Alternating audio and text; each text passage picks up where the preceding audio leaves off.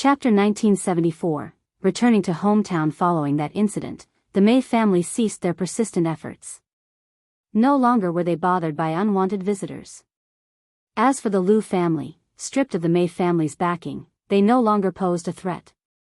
Several days later, during a gathering of young ladies from affluent families in An's province, 3rd Miss Liu had a near-fatal accident when she fell into the water.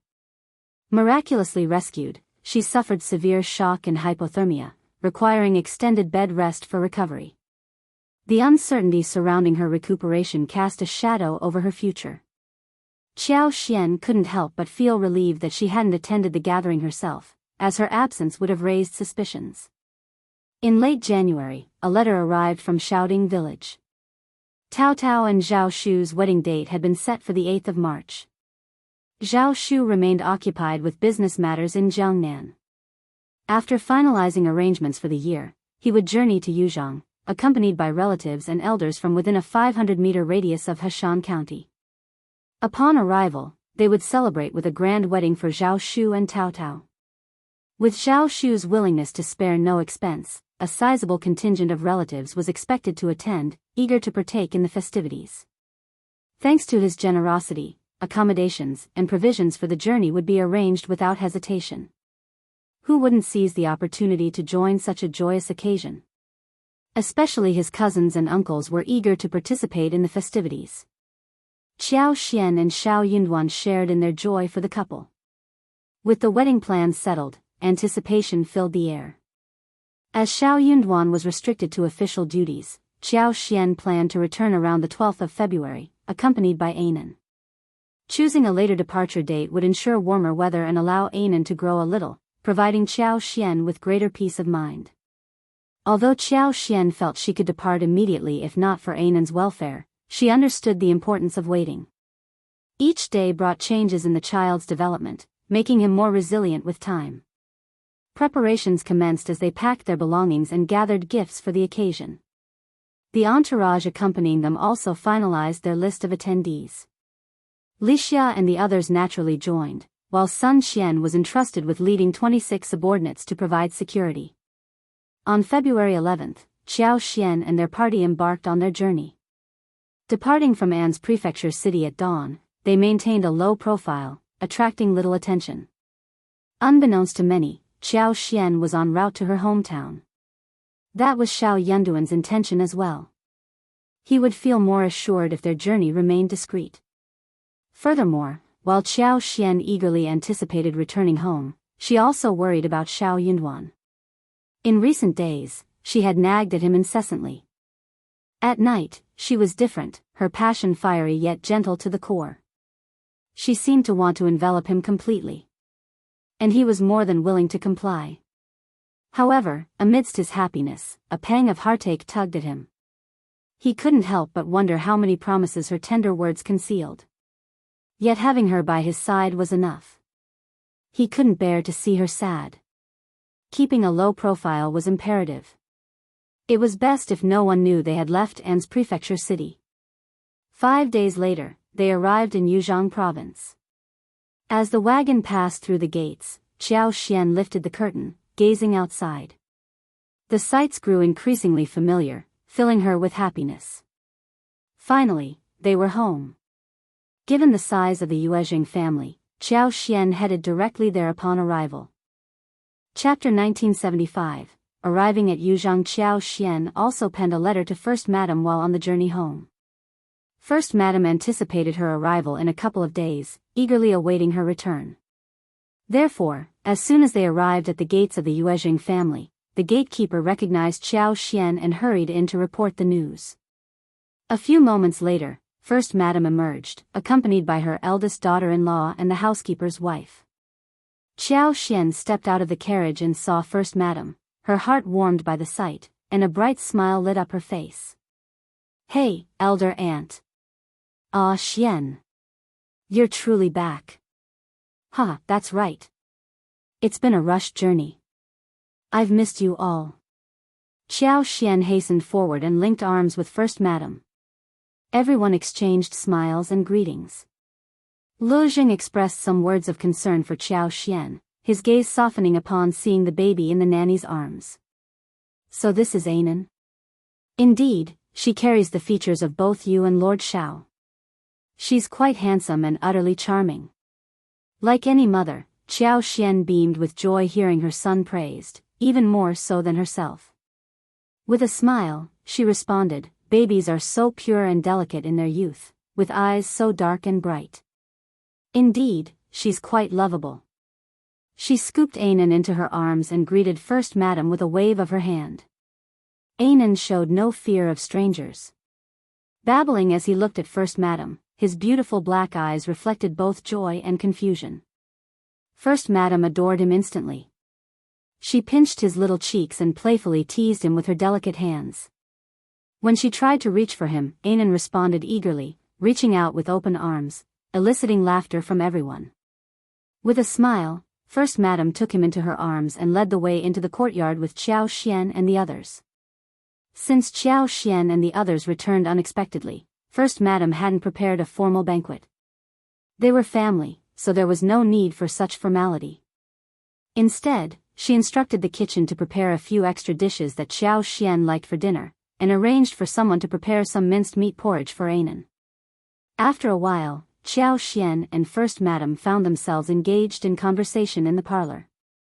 First Madam's eldest daughter-in-law attended to the household tasks and made arrangements for Qiao Xian's entourage. Lixia and the others, weary from the journey, retired to rest. Since Qiao Xian was with First Madam, they were excused from serving her directly. Anan, on the other hand, may have been sleeping during the journey, but now, in this new environment, everything fascinated him. He was so enthralled that sleep eluded him entirely. The nanny and others found it difficult to rest as well, so they brought him to play on the small bed behind the jade cabinet. First Madam's welcoming gift for Anan was a gold longevity lock adorned with gemstones. It featured various auspicious motifs symbolizing wealth and longevity, and its design was exquisite. The bright yellow jade was set with rubies, sapphires, emeralds, and jades, creating a sparkling and colorful luxury that children adored. Anan held onto it tightly, playing with it happily. With Anan occupied in First Madam's room, Qiao Xian felt at ease. She couldn't help but share every detail of their reunion with First Madam. And even now, Xiao Yunduan continued to keep his promise, wholeheartedly treating Qiao Xian with care. First Madam was genuinely happy for her. Chapter 1976, Small Gathering. First Madam agreed that Qiao Xian was lucky to have Lord Xiao by her side. He was indeed a good man. As for the uncertainties of the future, First Madam acknowledged that no one could predict with certainty.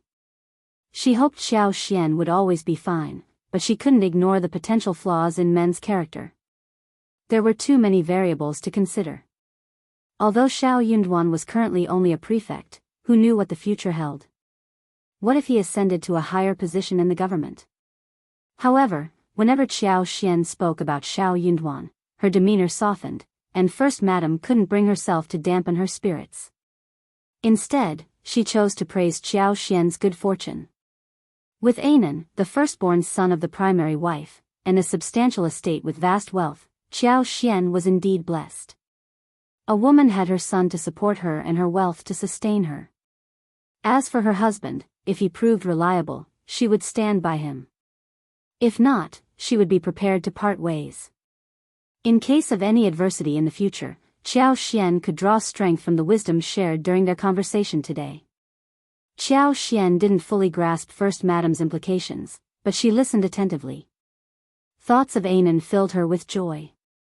Taking advantage of the discussion about Tao Tao's family, Qiao Xian seized the moment to seek advice from First Madam. Tao Tao was marrying into the affluent Zhao family from Jiangnan, a milieu Qiao Xian had never encountered before. She felt unequipped to handle the intricacies of such a prominent family, let alone navigate the dynamics with her mother-in-law, Ms. Fang, and her two sisters-in-law. This was precisely why she had returned home earlier than planned. There were numerous decisions awaiting her attention regarding household arrangements and preparations. Moreover, with many guests expected from the Zhao family, the Xiao family couldn't afford to be negligent. They had to ensure Tao Tao's standing was impeccable, preventing anyone in the Zhao family from looking down on her.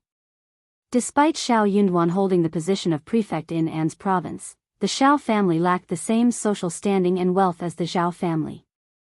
Xiao Yanduan's authority didn't carry the same weight in the south as it did in the remote An's province, making it difficult to assert influence over the Zhao family. Thus, it was imperative for the Zhao family to witness the Xiao family's strength firsthand to earn their respect. First Madam had been deeply involved in wedding preparations, so she was well versed in every detail of the ceremony. Qiao Xian eagerly shared all she knew with her. Their conversation flowed joyously, and even as dinner was served, they found themselves reluctant to end their discussion. Noticing that most of the 12 sumptuous dishes laid out before her were her favorites, Qiao Xian couldn't help but feel touched. With a grateful smile, she looked up at First Madam and playfully remarked, "Elder Aunt, you spoil me so much. You remembered all my favorites." First Madam chuckled heartily. "I have a good memory, you know. You're still young. How can you be considered old?" Their laughter filled the air as they savored their meal together. First Madam showed great concern for Qiao Xian's well-being, especially considering her exhausting journey. As night fell, Anan became restless, demanding his mother's attention. Recognizing Qiao Xian's fatigue, First Madam arranged for her to retire to bed. Before bidding her good night, First Madam reassured Qiao Xian, urging her not to fret about the affairs of the province and to feel at ease. She promised that even if Qiao Xian needed anything in the middle of the night or if Anan grew hungry, the servants would be at her beck and call. She had even instructed the kitchen to prepare pigeon porridge in a casserole on the small stove, a comforting thought for Qiao Xian. Grateful for First Madam's thoughtfulness, Qiao Xian nodded with a warm smile, feeling deeply touched by her kindness. Chapter 1977. Returning to Xiaoding village the following day, Qiao Xian and her companions prepared to depart. First Madam entrusted Auntie Hua, her trusted confidant, to accompany Qiao Xian and offer assistance. Auntie Hua was a pillar of strength, possessing a wealth of experience and a calm, meticulous demeanor. With her by Qiao Xian's side, everything would proceed smoothly. As Tao Tao's wedding approached, guests from the Yuezheng family would soon arrive to extend their congratulations. First Madam informed Qiao Xian that she intended to join them a few days in advance. Expressing her gratitude, Qiao Xian smiled and thanked First Madam sincerely. Taking Qiao Xian's hands in hers, First Madam returned the smile and spoke warmly, "No need for such formality with me. It's because of your understanding that I feel comfortable offering my help. I'm just glad you don't see me as meddling. Indeed, few would welcome interference in such significant matters as marriage." It was a testament to the trust and camaraderie between them that First Madam felt comfortable lending Auntie Hua's assistance. Understanding First Madam's sentiment, Qiao Xian reassured her with a smile, "You're not an outsider to me, and I appreciate your support. My mother-in-law will undoubtedly be grateful to you, just as I am." First Madam nodded with a smile, then scooped Anan into her arms, gently pinching his cheeks and playing with him. She watched as mother and daughter climbed into the carriage, surrounded by the bustling crowd. After a day of travel, they finally arrived back in Xiaoding village by evening. Miss Fang had been eagerly anticipating their return every day, and her joy knew no bounds now that her dreams had come true. Tao Tao couldn't contain her excitement as she enveloped Xiao Xian in a tight embrace, laughing joyfully. Miss Fang greeted Xiao Xian warmly, her eyes brimming with happiness as she inquired about Xiao Yunduan. Anan's presence only added to her delight, and she couldn't help but smile. Xiao Dalong, Ms. Su, Xiao Sanlang, Yang Xiaoni, and the others all shared in the jubilation. They surrounded Xiao Xian, exchanging greetings and well wishes. Even Chunyu and the seasoned servants couldn't contain their happiness. Word had spread throughout the village that Xiao Xian had returned with her children. The sight of several carriages and a retinue of dozens of servants made quite the impression. It was a testament to the prosperity of their family. Indeed, as Xiao Lulang had suggested, An's province seemed to be a land of opportunity. If it were not so, Lord Xiao wouldn't have attained such wealth, and Madame Xiao's return wouldn't have been so grandiose. Suddenly, the first section of the Xiao family's courtyard was bustling with activity as many people gathered there. The yard became alive with chatter and laughter, everyone smiling and greeting Qiao Xian warmly. Anan garnered particular attention, with everyone marveling at his adorable appearance and apparent intelligence. He was truly the pride of the Xiao family. After a while, Ms. Fang and her daughter-in-law, seeing that Xiao Xian and her grandson were tired from the journey, suggested that they retire to rest. They bid farewell, promising to return the next morning, and one by one, the guests departed. With the courtyard gate closed, tranquility finally returned to the house. The servants who had accompanied them were duly settled, and preparations for dinner were underway. A table was set in the main room, awaiting their arrival. Ms. Su and young Xiaoni, along with the household staff, were busy in the kitchen. They prepared a feast fit for the occasion, including stewed chicken with mushrooms, braised duck, and steamed mandarin fish fresh from the backyard pond. Additionally, they prepared steamed sausages, stir-fried radishes and garlic shoots, scrambled eggs with scallions, sautéed wolfberry shoots, and stir-fried lettuce with garlic, filling the air with the aroma of garlic and fresh vegetables. Chapter 1978, Home Life. Although they were all simple home-cooked dishes, their aroma filled the room, evoking a sense of warmth and closeness. Seeing the eager expression on Xiao Xian's face, Ms. Fang couldn't help but smile. You must be exhausted from the journey. Dig in, dear. These dishes are just like the ones you used to enjoy at home. Xiao Xian nodded enthusiastically. Absolutely. I've been craving home-cooked meals for so long. Ms. Fang chuckled. There's nothing like home-cooked food, isn't it? I'll have your sister-in-law cook for you every day. Young Xiaoni, entering with the last dish, chimed in. Mother, fifth sister-in-law's cooking is truly exceptional. I've even asked her to cook for me. I'm just here to assist and enjoy the food. Just the thought of it makes my mouth water. Miss Fang scolded young Xiaoni jokingly. Stop your chatter. Your fifth sister-in-law is the lady of the house. She shouldn't be cooking for you. We have plenty of servants here, and you can't even order them around. Stop with this nonsense. Young Xiaoni smiled sheepishly. Oops, my mistake. Fifth sister-in-law, I apologize. Please don't be mad at me. I really didn't mean anything by it. Truly. Xiao Xian chuckled. No need to worry, third sister-in-law. We're family, after all. Then she turned to Ms. Fang with a warm smile. Mom, there's no need to be so formal with me. Cooking at home is a pleasure. I'd love to prepare a meal for you. Don't overexert yourself, dear. We're family, no need for formalities. Let's sit down and eat before the food gets cold. With everyone's agreement, they gathered around the table for dinner. The atmosphere was relaxed and familial, filled with lively conversation and familial warmth. It was a true homecoming experience. After dinner, Anan sought comfort in Xiao Xian's arms again, prompting Miss Fang to express concern.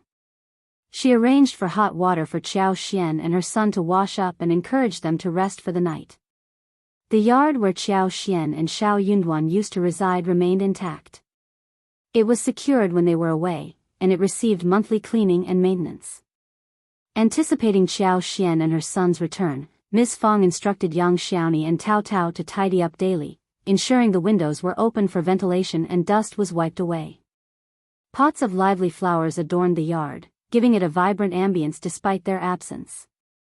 Entering the yard with Anan, the nanny, Lixia, and Lixia, Xiao Xian found everything orderly, evoking a comforting warmth within her heart. Home was home because of this irreplaceable sense of belonging. The night passed sweetly and peacefully. The next morning, after Xiao Xian refreshed herself and exchanged greetings with Miss Fang and the others, she led Anan, Lixia, Lixia, and Tao Tao to the backyard to harvest fruits. The air was crisp, carrying a hint of morning chill, while the garden exuded life and freshness. The sight of lush greenery brought joy to their hearts. The fruit trees had noticeably flourished, their thick and tall trunks adorned with luxuriant branches and leaves. Chapter 1979, Warmth. At this time of year, peach blossoms and pear blossoms were on the verge of blooming. Some branches basked in the sunlight, showcasing their beautiful and delicate buds. Others had already sprouted, standing out amidst the evergreen fruit trees. The garden was adorned with various fruits. Peaches and oranges still hung from some trees, their soft white skin blushing pink as they ripened, emitting a sweet fragrance that filled the air. The plump, tangerine-like oranges were particularly eye-catching. Xiao Xian plucked one and handed it to Anan, who eagerly accepted it with both hands and began nibbling, her adorable frown eliciting laughter from everyone. Amidst the bounty were dragon fruits, papayas, and pineapple honey, all ripe and ready for harvest. Xiao Xian filled her basket with the abundant produce. Tao Tao smiled, remarking on the garden's abundance. We have so many fruits that we can't possibly finish them all in a year. We also have dates, crisp persimmons, grapefruits, mangoes, lemons, and pineapple honey in the cellar. Additionally, there are chestnuts, walnuts, peaches, apricots, bayberries, and persimmon cakes, all homemade. I'll give some to fifth sister-in-law later. Xiao Xian nodded with a smile. Our garden truly is a treasure trove. She made a mental note to acquire some fruit saplings from Liuhe Manor upon her return. When she got back, she planned to add a variety of fruit trees to her garden. Although she wasn't sure how long her husband would remain in An's province, it seemed likely he wouldn't depart for the next 3 to 4 years. Besides, An's province was close to Yuzhong, so even if her husband wasn't there, it wouldn't pose a problem. There was no harm in expanding their property holdings. For breakfast that morning, they had steamed buns and porridge. The buns were small but packed with various fillings: dried plum vegetables, cured meat, radish pork, cabbage vermicelli with mutton, mushrooms, celery, pork, chives, eggs, shrimp, and winter bamboo shoots. Fortunately, with many servants at home, they were able to prepare the meal early in the morning. Anan didn't have teeth yet, so Xiao Xian added some chopped spinach into the fish porridge. With a smile, Miss Fang said to Xiao Xian, "I've prepared a bit of everything, and they're not large. Try them all." Xiao Xian's face lit up. "Mom, I'll taste them all. I might need to go for round 3. Miss Fang chuckled at Xiao Xian's appetite. "I didn't plan much, just thought we have so many vegetables from our garden and plenty of meat at home, so why not make more fillings? I'll keep them warm and steam one for you whenever you're ready." Xiao Xian felt touched by her mother-in-law's thoughtfulness and nodded appreciatively. In truth, which family would prepare such a variety of fillings? 2 or 3 options were already considered generous. It wasn't like they were making them for sale at a shop. Miss Fang had gone to the trouble of preparing so many dishes just for their enjoyment. After breakfast, Miss Fang, along with Xiao Xian and Anan, bearing gifts, went to visit the patriarch, the land officer, and several elders. Their family was here, and it was necessary to build a good relationship with the villagers. Miss Fang and the others were still living in the village, and the second section of the family and the third section of the family were in a mess, so they might get into trouble from time to time. At this juncture, the villagers' attitudes held significant weight. Their disposition hinged upon the patriarch, the land officer, and the elders. These figures held authority, and no one dared to voice dissent against their judgments. For Xiao Yunduan to navigate his career smoothly, he needed to uphold a sterling reputation. Any dissent from the second and third sections of the family had to be quashed within the village. Chapter 1980. Visit. It took them 2 days to complete their visits and conversations. Xiao Xian's demeanor was gentle, devoid of the airs typically associated with an official's wife. However, perhaps due to her years in such a position and her altered attire from home, she exuded a dignified and reserved aura, commanding respect and dissuading any rudeness. The second branch of the Xiao family could be treated more casually, merely requiring a gift to be sent without the need for a personal visit. Conversely, the third branch was a closer relation, demanding a formal visit. Accompanied by Miss Fang, Xiao Xian paid her respects to both branches. Taking care to leave Anan behind, Xiao Xian relieved her hosts' concerns upon seeing they hadn't brought the child along. The hosts, Ms. Ma and third uncle, breathed a sigh of relief at the absence of Anan. Not having to entertain the child was a relief, both in terms of appearances and the need to present a gift in greeting, which they could now conveniently omit under the pretense of forgetfulness. As the date of Zhao Shu and Tao Tao's marriage drew nearer, tensions between the third branch and the first section of the family escalated. However, Xiao Lulang's repeated warnings against causing further trouble with the first section kept them in check. Reluctantly, they extended an invitation to Ms. Fang and Xiao Xian to join them in their room. Enduring the humiliation for the sake of their son's future, the two women accepted the invitation. Upon seeing Xiao Xian, Ms. Ma couldn't help but feel a pang of jealousy. She remarked, "Niece-in-law, you're looking quite refined these days. Much improved from before. Seems like without your in-laws to hold you back, you're living quite comfortably, ahaha." Xiao Xian was left speechless. Ms. Fang, both irritated and amused, noted that some people never changed their habit of speaking ill of others. In the past, Ms. Fang might have erupted into a confrontation, but now she chose to remain composed. Despite Ms. Ma's remarks, Xiao Xian remained unruffled. Her heart remained untouched by any ripple. After all, she no longer saw herself on the same level as Ms. Ma.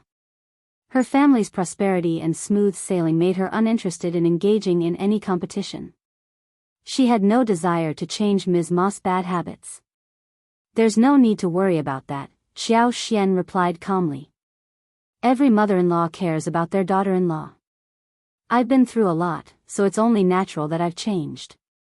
Besides, I've been managing things with Mr. Chiao and Wulang in An's province. I've guided them on what to say in their letters. And now that I've given birth to a son, of course, I'm not the same as before. I'm feeling much better." Xiao Xian nearly burst into laughter, nodding in exaggerated agreement. "Absolutely, Mom. Ever since Anan was born, I've been so happy. Plus, my husband's career is thriving, and Tao Tao has found such a good family. My parents and siblings are all in good health. Happiness looks good on me." Miss Fang burst into laughter.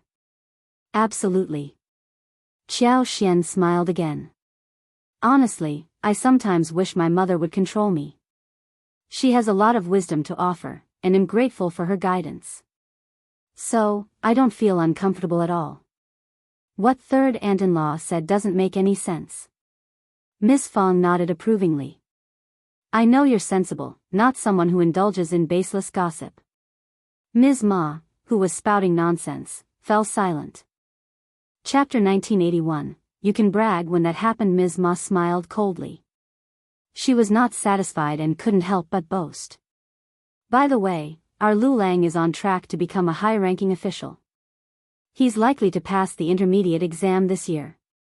Serving as an official in the capital is far superior to staying local." Ms. Ma wanted to tout her son's potential to become the primus, but Xiao Lulang had cautioned them multiple times against such presumptuousness, so Ms. Ma had to restrain herself. Ms. Fang smiled indulgently. "You can boast once you've hit the mark." Ms. Ma grew annoyed. "You, all right." Ms. Fang rose from her seat and signaled to Xiao Xian that it was time to leave. "I'm afraid Anan will wake up soon, so we should head home as well. And don't forget to come help us during the wedding." She couldn't bear to witness Ms. Ma's conceited behavior. Xiao Lulang was merely going to the capital for an exam. Those unfamiliar with the situation might think he had already passed the intermediate and was on the verge of becoming an official. Each year, countless scholars journeyed to the capital. Xiao Yanduan's upcoming venture there filled them all with trepidation. He lacked Ms. Ma's and her husband's confidence in such matters. Hearing their boastfulness, he feared they might face embarrassment. Ms. Ma snorted dismissively. "Well, see about that." Then she turned to Xiao Xian and asked, "Have you made up your mind, sister-in-law? The Zhao family is wealthy and has strict customs, unlike us, a humble countryside family. Any misstep during the wedding could bring ridicule and scorn upon Tao Tao. You needn't worry. I might not understand everything, but Ms. Chiao does. The first madam of the Lejing family has sent her trusted housekeeper to accompany Ms. Chiao, so she can provide assistance." Ms. Ma's eyes widened in surprise, then she scoffed. "Ms. Chiao is young. What could she possibly know about such matters? The Yuezheng family isn't even here. How can we entrust Tao Tao's wedding to a mere servant?" Xiao Xian couldn't contain her frustration any longer. Third aunt-in-law, you're mistaken. Auntie Hua, who serves elder aunt, is her right-hand woman and is incredibly knowledgeable. She's no ordinary servant, her family owns hundreds of acres of land. With her guidance, Tao Tao's marriage will be secure. And if anyone dares to interfere behind her back, I won't stand for it. Miss Fang grew irritated by Ms. Ma's remarks and retorted sharply, Auntie Hua is merely offering her assistance. What's wrong with that? Do you think I can't trust the housekeeper appointed by the first madam of the Yuezheng family and instead rely on a landowner's wife? Tao Tao's affairs won't be meddled with by an outsider. Ms. Ma could only watch them leave and spat after a while, muttering, ungrateful wretches. Miss Fang also vented her frustrations to Xiao Xian.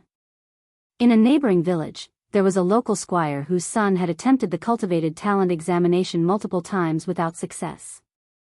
The squire hoped to gain favor with the first section of the family, wishing for Xiao Yunduan to intercede with the Lord to help his son advance to the intermediate examination.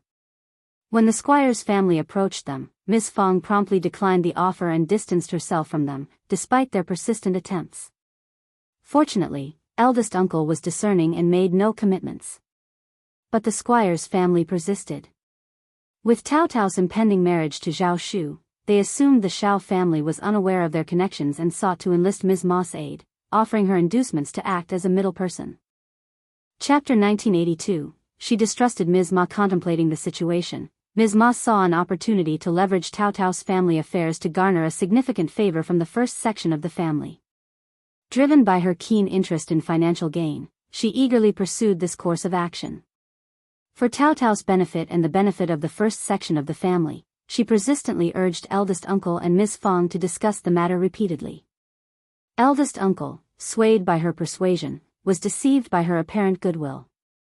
With his impending marriage into the Zhao family looming over him, he harbored insecurities about facing them during the bride retrieval ceremony. He feared making a spectacle of himself and bringing disgrace upon his daughter. In comparison, the country squire seemed more knowledgeable and willing to assist. Wasn't it advantageous for him to lend a hand? However, Miss Fang remained resolute in her refusal. She harbored deep skepticism about Ms. Ma's intentions. Despite feeling somewhat apprehensive about the situation, she found solace in the fact that Xiao Xian would soon return. While she may not fully comprehend the intricacies of the situation, Xiao Xian possessed the insight to navigate it effectively. As long as they avoided embarrassing themselves and managed the situation competently, they would weather the storm just fine. Miss Fang hadn't anticipated Xiao Xian's early return, accompanied by the experienced Auntie Hua, which brought her immense relief knowing that Ms. Ma wouldn't meddle in the affairs. Impressed by Xiao Xian's thoughtful planning, Miss Fang couldn't help but express her admiration. With Auntie Hua's guidance, both mother-in-law and daughter-in-law found themselves more at ease, simply following her lead. Auntie Hua initially worried about overstepping her boundaries, but soon realized she needn't fret. Grateful for her assistance, Miss Fang and Xiao Xian wholeheartedly welcomed her involvement. Given the Xiao family's wealth, arrangements were swiftly and smoothly executed, leaving everyone content. Recognizing the lack of necessity, Xiao Xian abandoned the notion of visiting the second section of the family, knowing it wouldn't affect the etiquette. It was rather amusing when eldest uncle discreetly approached Xiao Xian, hinting at her to visit the second section of the family. Xiao Xian couldn't help but chuckle at the situation. Instead of directly responding to eldest uncle's suggestion, she feigned confusion and tactfully brushed off his insinuations, not giving him the opportunity for a private conversation. However, Xiao Xian had a close bond with Ms. Yan and Mei Qing, so she extended an invitation for them to dine at her home. Delighted by the invitation, both Ms. Yan and Mei Qing eagerly accepted. Their sons, who were slightly older than Anan, accompanied them. Xiao Xian arranged for the boys to play together with Anan, much to the excitement of all three children. The Yan family's bean products business flourished once again, with stable production and increased sales, thanks to the support from the Yuezheng family. They had become quite renowned in Heshan County. Ms. Yan was very grateful to Xiao Xian. Xiao Xian felt a sense of satisfaction knowing she had made the right decisions in the past. Despite the widespread adoption of cooking methods like rotten bamboo, oilskin, 1,000 pieces, and dried incense, the Yen family's specialty in tofu remained unparalleled.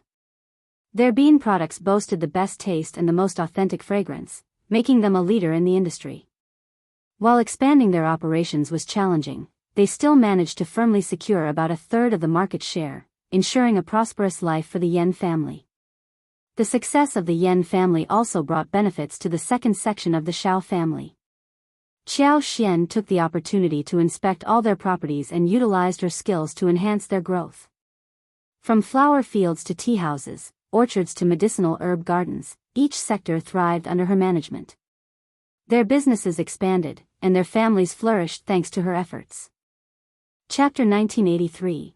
The Zhao family arrived in the villages and neighboring areas. Numerous individuals cultivated herb and flower fields. The initial segment of the Xiao family purchased these crops based on their quality, processing and selling the flowers after handling the herbs. Due to the extensive business of the Xiao family, they needed to employ workers year-round for tasks such as soil cultivation, weeding, harvesting, and other responsibilities. Whenever they ventured outdoors, Qiao Xian would bring Anan along. With the warming weather and Anan's agility, she could easily accompany them. The youngster reveled in the outings, displaying boundless joy and curiosity. Near the pond in the Zhang family village, they encountered a school of fish swimming gracefully. Their excitement almost led to an accidental plunge into the water, startling their caregiver and companions. Qiao Xian reminisced about the flavors of spring bamboo shoots, wild greens, mushrooms, and other delicacies.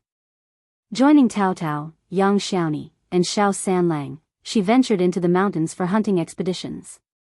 Despite Qi's absence, Sun Bai and the others' archery prowess was evident. Coupled with Qiao Xian's remarkable abilities, they successfully hunted abundant prey. Fresh wild mutton, venison, pheasant, and wild rabbit, whether stir-fried, stewed, or barbecued, remained delightfully flavorful. Following that, their schedule became increasingly hectic. Tao Tao's marriage into the Zhao family demanded utmost attention. By the end of February, Zhao Shu rendezvoused with his relatives on their journey.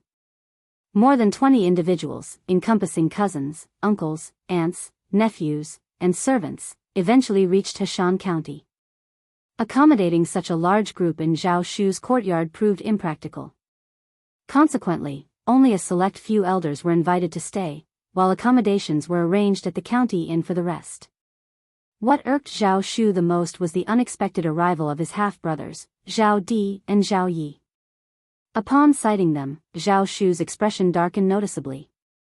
Zhao Yi remained composed, concealing his emotions in Zhao Shu's presence. However, when Zhao Di observed Zhao Shu's evident fury, he couldn't resist mocking him sarcastically. Zhao Shu, refusing to tolerate the disrespect, promptly considered dismissing him. It was ludicrous how Zhao Di, in his rage, attempted to assume the role of an elder brother, brazenly admonishing Zhao Shu. Before Zhao Di could conclude his reprimand, Zhao Shu impatiently interjected, ridiculing him, "Cousin, how audacious of you! Do you even possess the right to speak of my father?" "My father? Ha, it's common knowledge that he passed away long ago. Am I to blame for being unfilial and failing him?" Zhao Di's embarrassment was palpable, his complexion fluctuating between green and white. Seeing Zhao Shu's envy, Zhao Di felt compelled to lecture him, momentarily forgetting that Zhao Shu was adopted and no longer under their father's authority. After all, wasn't he just an ordinary cousin to Zhao Shu? Zhao Shu sneered, "Cousin, if you're here to stir up trouble, then kindly leave. I'm getting married, not inviting chaos into my life for your amusement." Attempting to defuse the tension, Zhao Di intervened, "Zhao Shu. Is this how you treat your family just because you have some wealth? If you disdain us, just say it outright. We won't stay where we're not wanted." In response, Zhao Shu spat at him in disdain, "I'm talking to you, not to them. Why drag others into this? Perhaps I was mistaken in calling you shameless. How can you be shameless when you're simply devoid of decency? I treat my family with far more respect than you ever have. Have you ever looked out for our family's interests?" "Ha! I'll be frank with you, I simply don't care for you. If you dare to cause trouble again, don't expect me to hold back." This has been a trying time for everyone involved. I, Zhao Shu, will undoubtedly repay those who have supported me generously, but you've done nothing of the sort. Who gave you the right to disrupt things? Chapter 1984, Disgusting former brother Zhao Di seethed with anger. Upon hearing Zhao Di's grievances, the other family members rallied to his side, empathizing with his plight. Hastily, they intervened, whisking him away before he could utter another word. Naturally, Zhao Di couldn't simply depart without a plan. Aware of Zhao Shu's volatile temper, he understood that further agitation would only result in expulsion. Thus, he begrudgingly swallowed his indignation, opting not to provoke Zhao Shu any further during their journey. This concession left Zhao Shu feeling somewhat remorseful. Secretly, he harbored a desire for Zhao Di to misstep, providing him with a justification to take action. Upon their arrival at Heshan County, Zhao Di and Zhao Yi were promptly lodged at the inn. Despite being adopted, they felt entitled to better treatment. Their relegation to the inn left them discontented. Uncle Qing and Aunt Qing had diligently made preparations. Upon the Zhao family's arrival in Heshan County, they merely needed to rest briefly before the groom's arrival. Promptly upon his arrival, Zhao Shu dispatched a missive to the primary branch of the family. The following day, Zhao Shu's 2 uncles and 2 aunts made their way to Xiaoding village to confer with Ms. Fang, eldest uncle, and other members of the Xiao family regarding the wedding arrangements. This face-to-face discussion was deemed necessary. Thanks to Zhao Shu's prior correspondence, the first branch of the family was well prepared for the impending visit from the Zhao family. Upon the arrival of Zhao Shu's relatives, the courtyard of the first branch was meticulously cleaned, and everyone donned their finest attire, elevating their usual appearance without appearing ostentatious or out of place. Though not as affluent as Zhao Shu, the first branch of the Xiao family still enjoyed a level of prosperity far surpassing that of any other household in the village. However, when Uncle Zhao Shu and company departed for the village, Zhao Di somehow caught wind of their plans and insisted on tagging along. Despite Uncle Zhao Shu's attempts to dissuade him, Zhao Di stubbornly persisted, eventually relenting only when it became apparent that he wouldn't be allowed to accompany them. Consequently, when one of Uncle Qing's subordinates introduced Zhao Di as his young master's cousin, Xiao Xian couldn't suppress a silent sneer at the sight of him. Zhao Di was unfamiliar with Xiao Xian, just as she was with him. While Xiao Xian had deceived the Zhao family, she had no prior acquaintance with Zhao Di beyond knowing his name. However, Xiao Xian could discern Zhao Di's demeanor from the moment he set foot in the courtyard. His scrutinizing and disdainful expression spoke volumes. Miss Fang and eldest uncle remained oblivious to Zhao Di's intentions, extending warm greetings to the Zhao family, along with Miss Su and Xiao Dalong. They failed to detect any hint of animosity from Zhao Di. Unlike the others, young Xiaoni didn't appear naive. Despite the cordial reception extended by Miss Fang and eldest uncle, she sensed something amiss with Zhao Di's attitude. Tugging at Xiao Xian's sleeve, she whispered, "Fifth sister-in-law, that's young Master Zhao's cousin. Why does he seem to harbor ill feelings and look down upon us?" Xiao Xian was taken aback but offered a reassuring smile to young Xiaoni. "I believe you, young Xiaoni, am not doubting your observations." Sensing young Xiaoni's earnestness, Xiao Xian continued, "I understand your love for Tao Tao, and I know you wouldn't speak ill of the Zhao family without cause. I witnessed it too, the eye-rolling and disdainful expression. You're right to be concerned. Who would roll their eyes at a wedding, after all?" Chapter 1985, What Does He Mean? Xiao Xian chuckled softly and whispered, "Third sister-in-law, rest assured, I believe you. Truth be told, I noticed it too." "Thank you." Young Xiaoni sighed in relief. "But, what do you think he's up to?" Xiao Xian's expression turned sardonic. "He's certainly scheming something. Every family has someone like him, though I can't fathom how he made it onto the Zhao family's guest list. But don't worry, he won't cause any trouble." Young Xiaoni, reassured by Xiao Xian's confidence, smiled gratefully. "That's a relief." The 2 women then entered the room and took their seats beside Miss Fang. Their conversation was interrupted by the arrival of Lixia and Lixia, who brought in tea. As Uncle and Aunt Zhao surveyed the courtyard and the dwelling of the first branch of the Zhao family, and noted the attire of its members, they couldn't help but feel a sense of superiority. While they couldn't match Zhao Shu's wealth, boasting only 100 mu of land and a couple of servants, having hailed from affluent Jiangnan, they possessed broader perspectives than the denizens of this remote countryside. Although the living conditions of the first branch of the Zhao family surpassed those of typical rural households, Uncle and Aunt Zhao didn't regard them highly. He sighed inwardly, perplexed by Zhao Shu's decision. Why did he insist on marrying a woman from such a distant and humble background? Even if he claimed to admire her family and their ties to a prefect lord, was it really necessary? If Zhao Shu truly desired it, obtaining the consent of the magistrate might pose a challenge, but marrying into the legitimate daughter of the county magistrate's family wouldn't be impossible. Fortunately, he was adopted.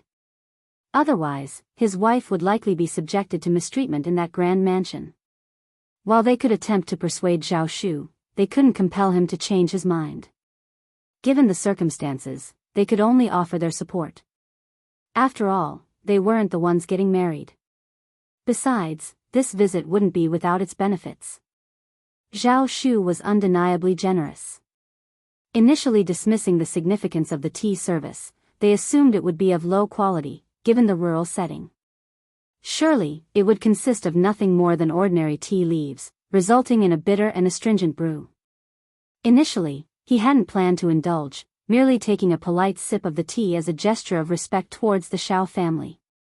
However, upon the arrival of the tea, he was taken aback by the exquisite white porcelain tea set adorned with delicate floral motifs, a sight reminiscent of broken branches and blooming flowers. The porcelain was pristine and smooth as snow. Within the teacup, a faint purple hue danced, the liquid crystal clear, exuding a rich tea fragrance tinged with the delightful essence of roses. Upon closer inspection, a subtle medicinal aroma wafted from the brew, inducing a sense of relaxation and joy. The harmonious unity of the tea set's design only added to its aesthetic appeal. Moreover, the tantalizing aroma of the tea proved irresistible, prompting him to take another sip to fully savor its flavor. The tea was invigorating, leaving a refreshing sensation and a feeling of renewed energy. With each sip, the fragrance grew more pure and delightful, eliciting silent praise. Never had he anticipated encountering such exceptional tea in the countryside. Zhao Shu and his uncles had never experienced this tea before. While Zhao Di, having been affluent previously, had sampled it on occasion. Merely from the aroma and hue of the tea, Zhao Di could surmise its identity. Yet, he found it difficult to believe. It wasn't until he tasted it that his suspicions were confirmed. I never imagined I'd encounter supreme-grade purple fragrance here today. This tea fetches a hefty sum of 30 taels of silver in Jiangnan. It seems Zhao Shu truly holds the Yu family in high esteem. Ha ha ha, the revelation left Zhao Shu and his uncles stunned. Supreme-grade purple fragrance? Could it truly be the renowned purple fragrance they were familiar with? Chapter 1986, dumbfounded upon hearing Zhao Di's confirmation, it became undeniable. Not only was it purple fragrance, but it was also of the highest quality, supreme-grade purple fragrance. Valued at 30 taels of silver per tael, equivalent to an astonishing 300 taels of silver per catty. It was worth noting that the tea they typically consumed at home cost only a little over 10 taels of silver per catty. Even then, they weren't particularly keen on splurging.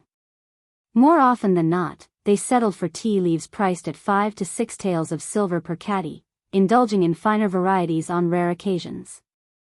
Zhao Shu's willingness to offer such luxury was remarkable. TSK, he had never shown such filial piety before. The Zhao family must be exceptionally fortunate.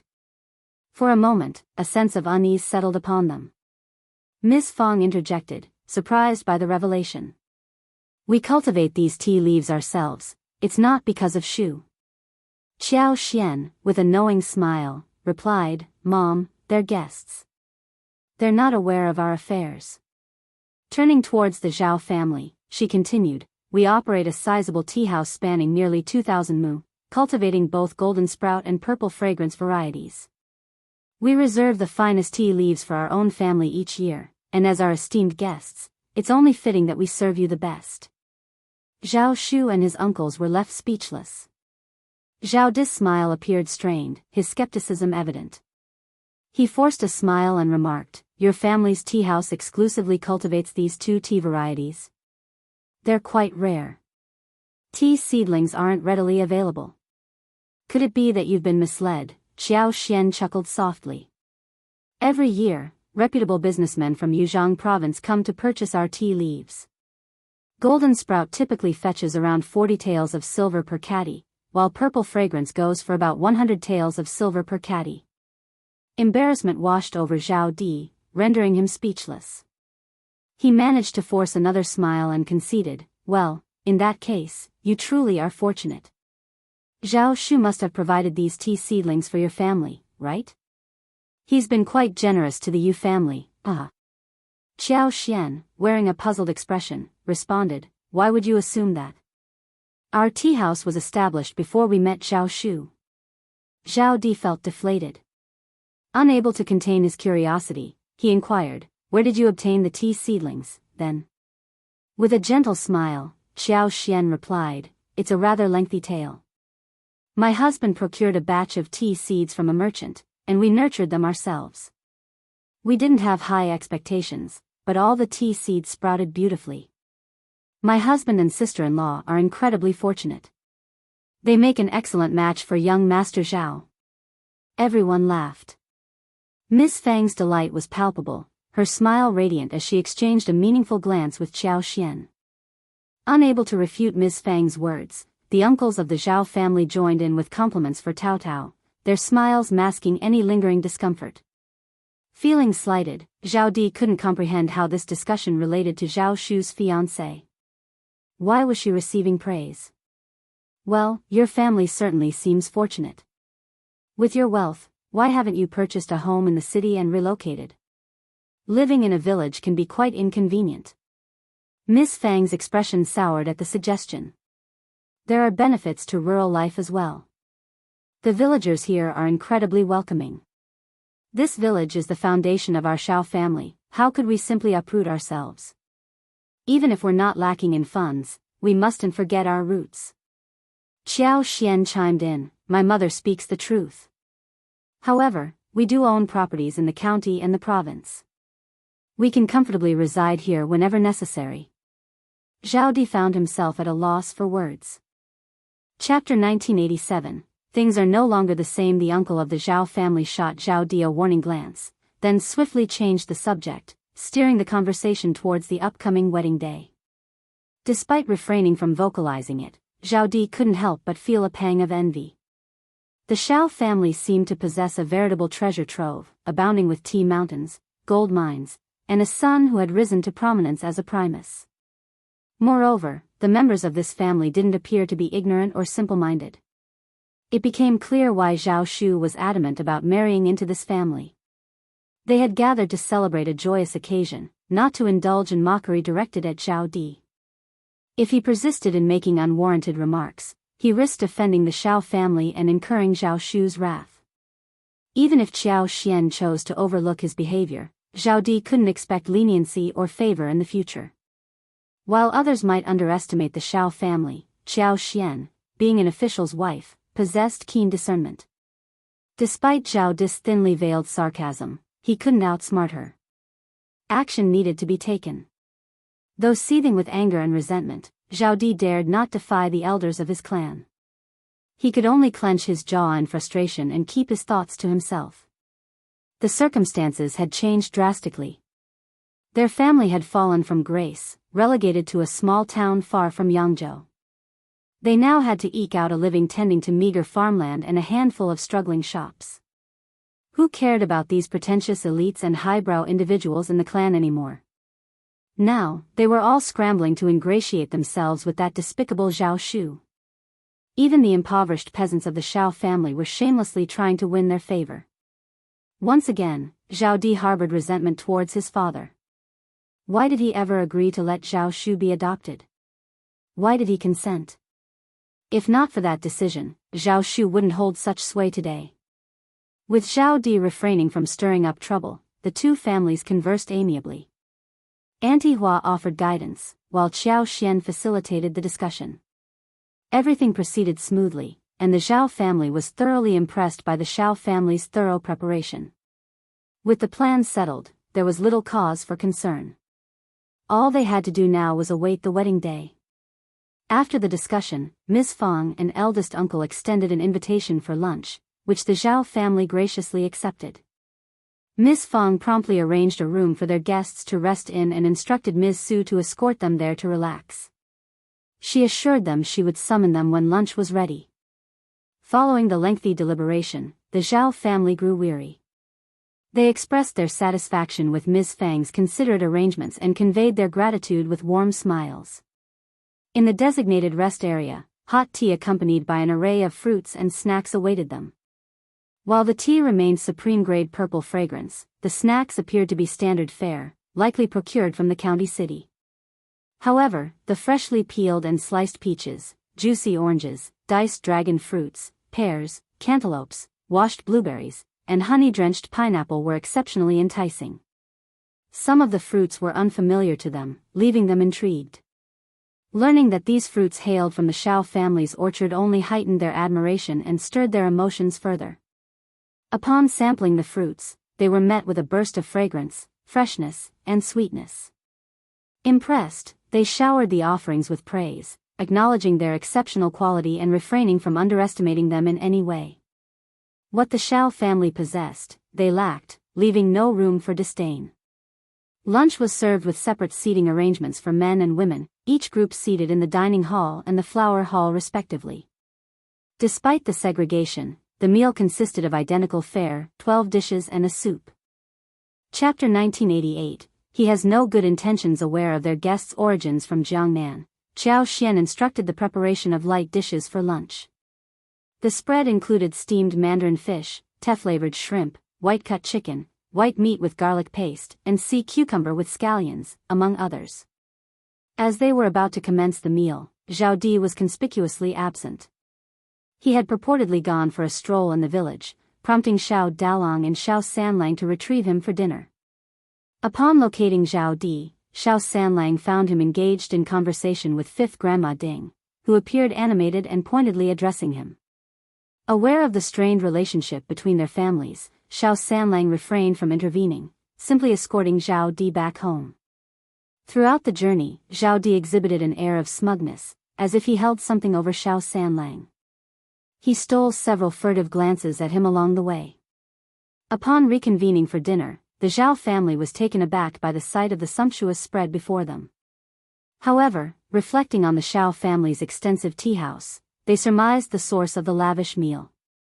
With a tea house boasting a vast supply of supreme-grade purple fragrance and golden sprout, it was only natural for the Xiao family to present a table laden with exquisite dishes. The unexpectedly delectable flavors further heightened the Zhao family's satisfaction.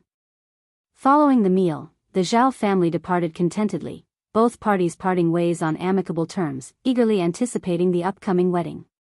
Before bidding farewell, the Xiao family graciously bestowed gifts upon the two aunts of the Zhao family, who received them with heartfelt gratitude.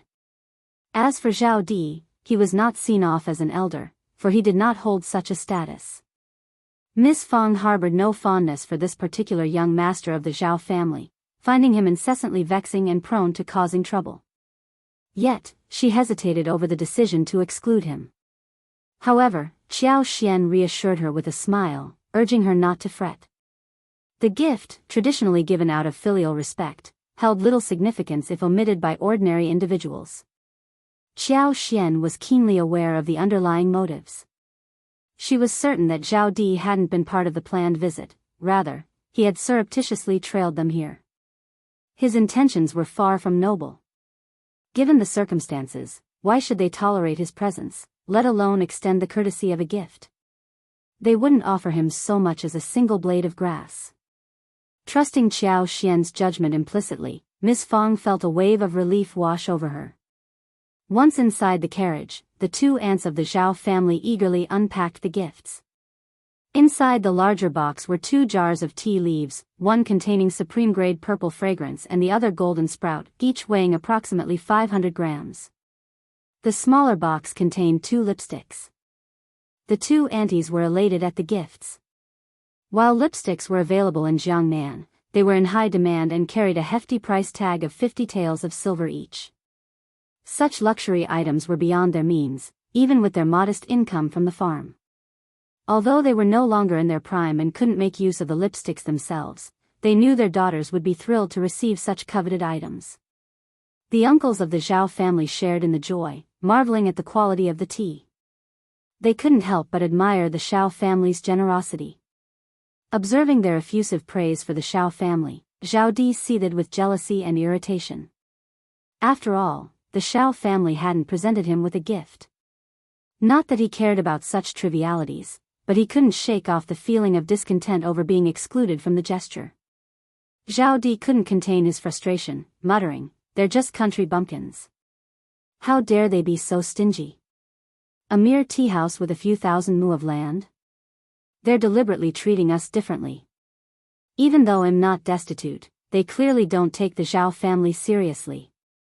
Chapter 1989. These bastards. The uncles and aunts of the Zhao family were jubilantly praising the Zhao family, envisioning future gatherings where they could entertain guests with the exquisite tea leaves. Thus, Zhao Di's disparaging remark, "I'm so poor I can only rely on these tea leaves," struck a discordant note. Uncle Zhao reprimanded him sternly. "Enough. If you persist in finding fault where there is none, I won't tolerate it if you embarrass yourself and bring ridicule upon the Zhao family." The aunt chimed in with a smile. "They made it clear that this gesture is to honor the elders, and you're not one. You needn't see us off. Moreover, you had no business coming here today." With these words, they cast reproachful glances at Zhao Di. This troublemaker knew exactly what he was doing. Thankfully, he hadn't caused any major disturbances today. Otherwise, how would they answer to Zhao Shu? Firmly, she scolded Zhao Di and warned him sternly against repeating such behavior. If he failed to mend his ways, she'd be forced to discipline him herself. Zhao Di seethed with anger, hatred, and frustration. He sneered and retorted, "Do you think I wanted to come? It's all because of my father's orders. Someone with a clear conscience is eager to snatch assets in front of an unfilial son, yet my father still pines for him and insists we inspect this family's background. We couldn't refuse, could we? It's not like an unfilial son can disobey." "Enough." Uncle Zhao's voice cut through the air, his expression icy. "Sorting out family affairs is no easy task. I have no interest in discussing your family's matters, but Zhao Shu is here for the bride, so cut it out. Don't spout nonsense about unfilial sons. Zhao Shu has long been adopted. Your father is not his father.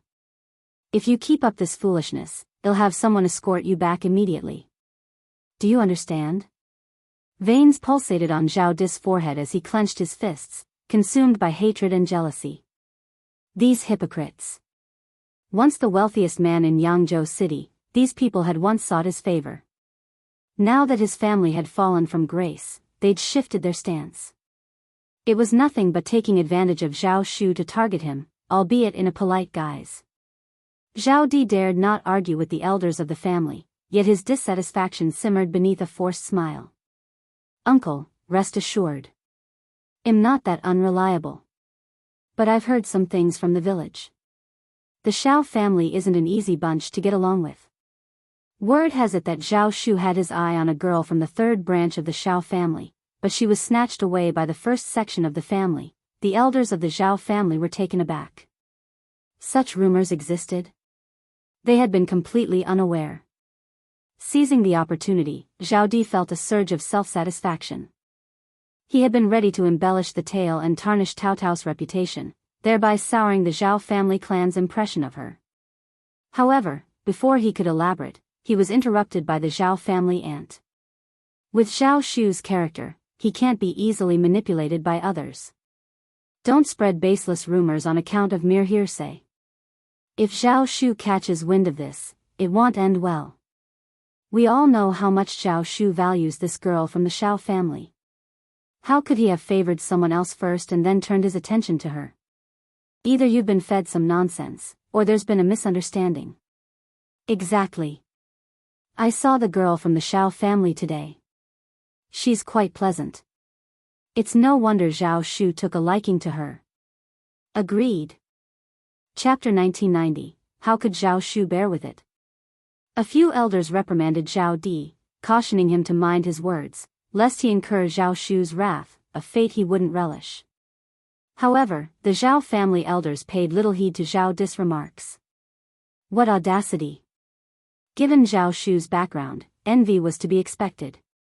Rumors were bound to circulate. They were only aware that Zhao Shu attached great importance to this marriage and had earnestly invited them to participate.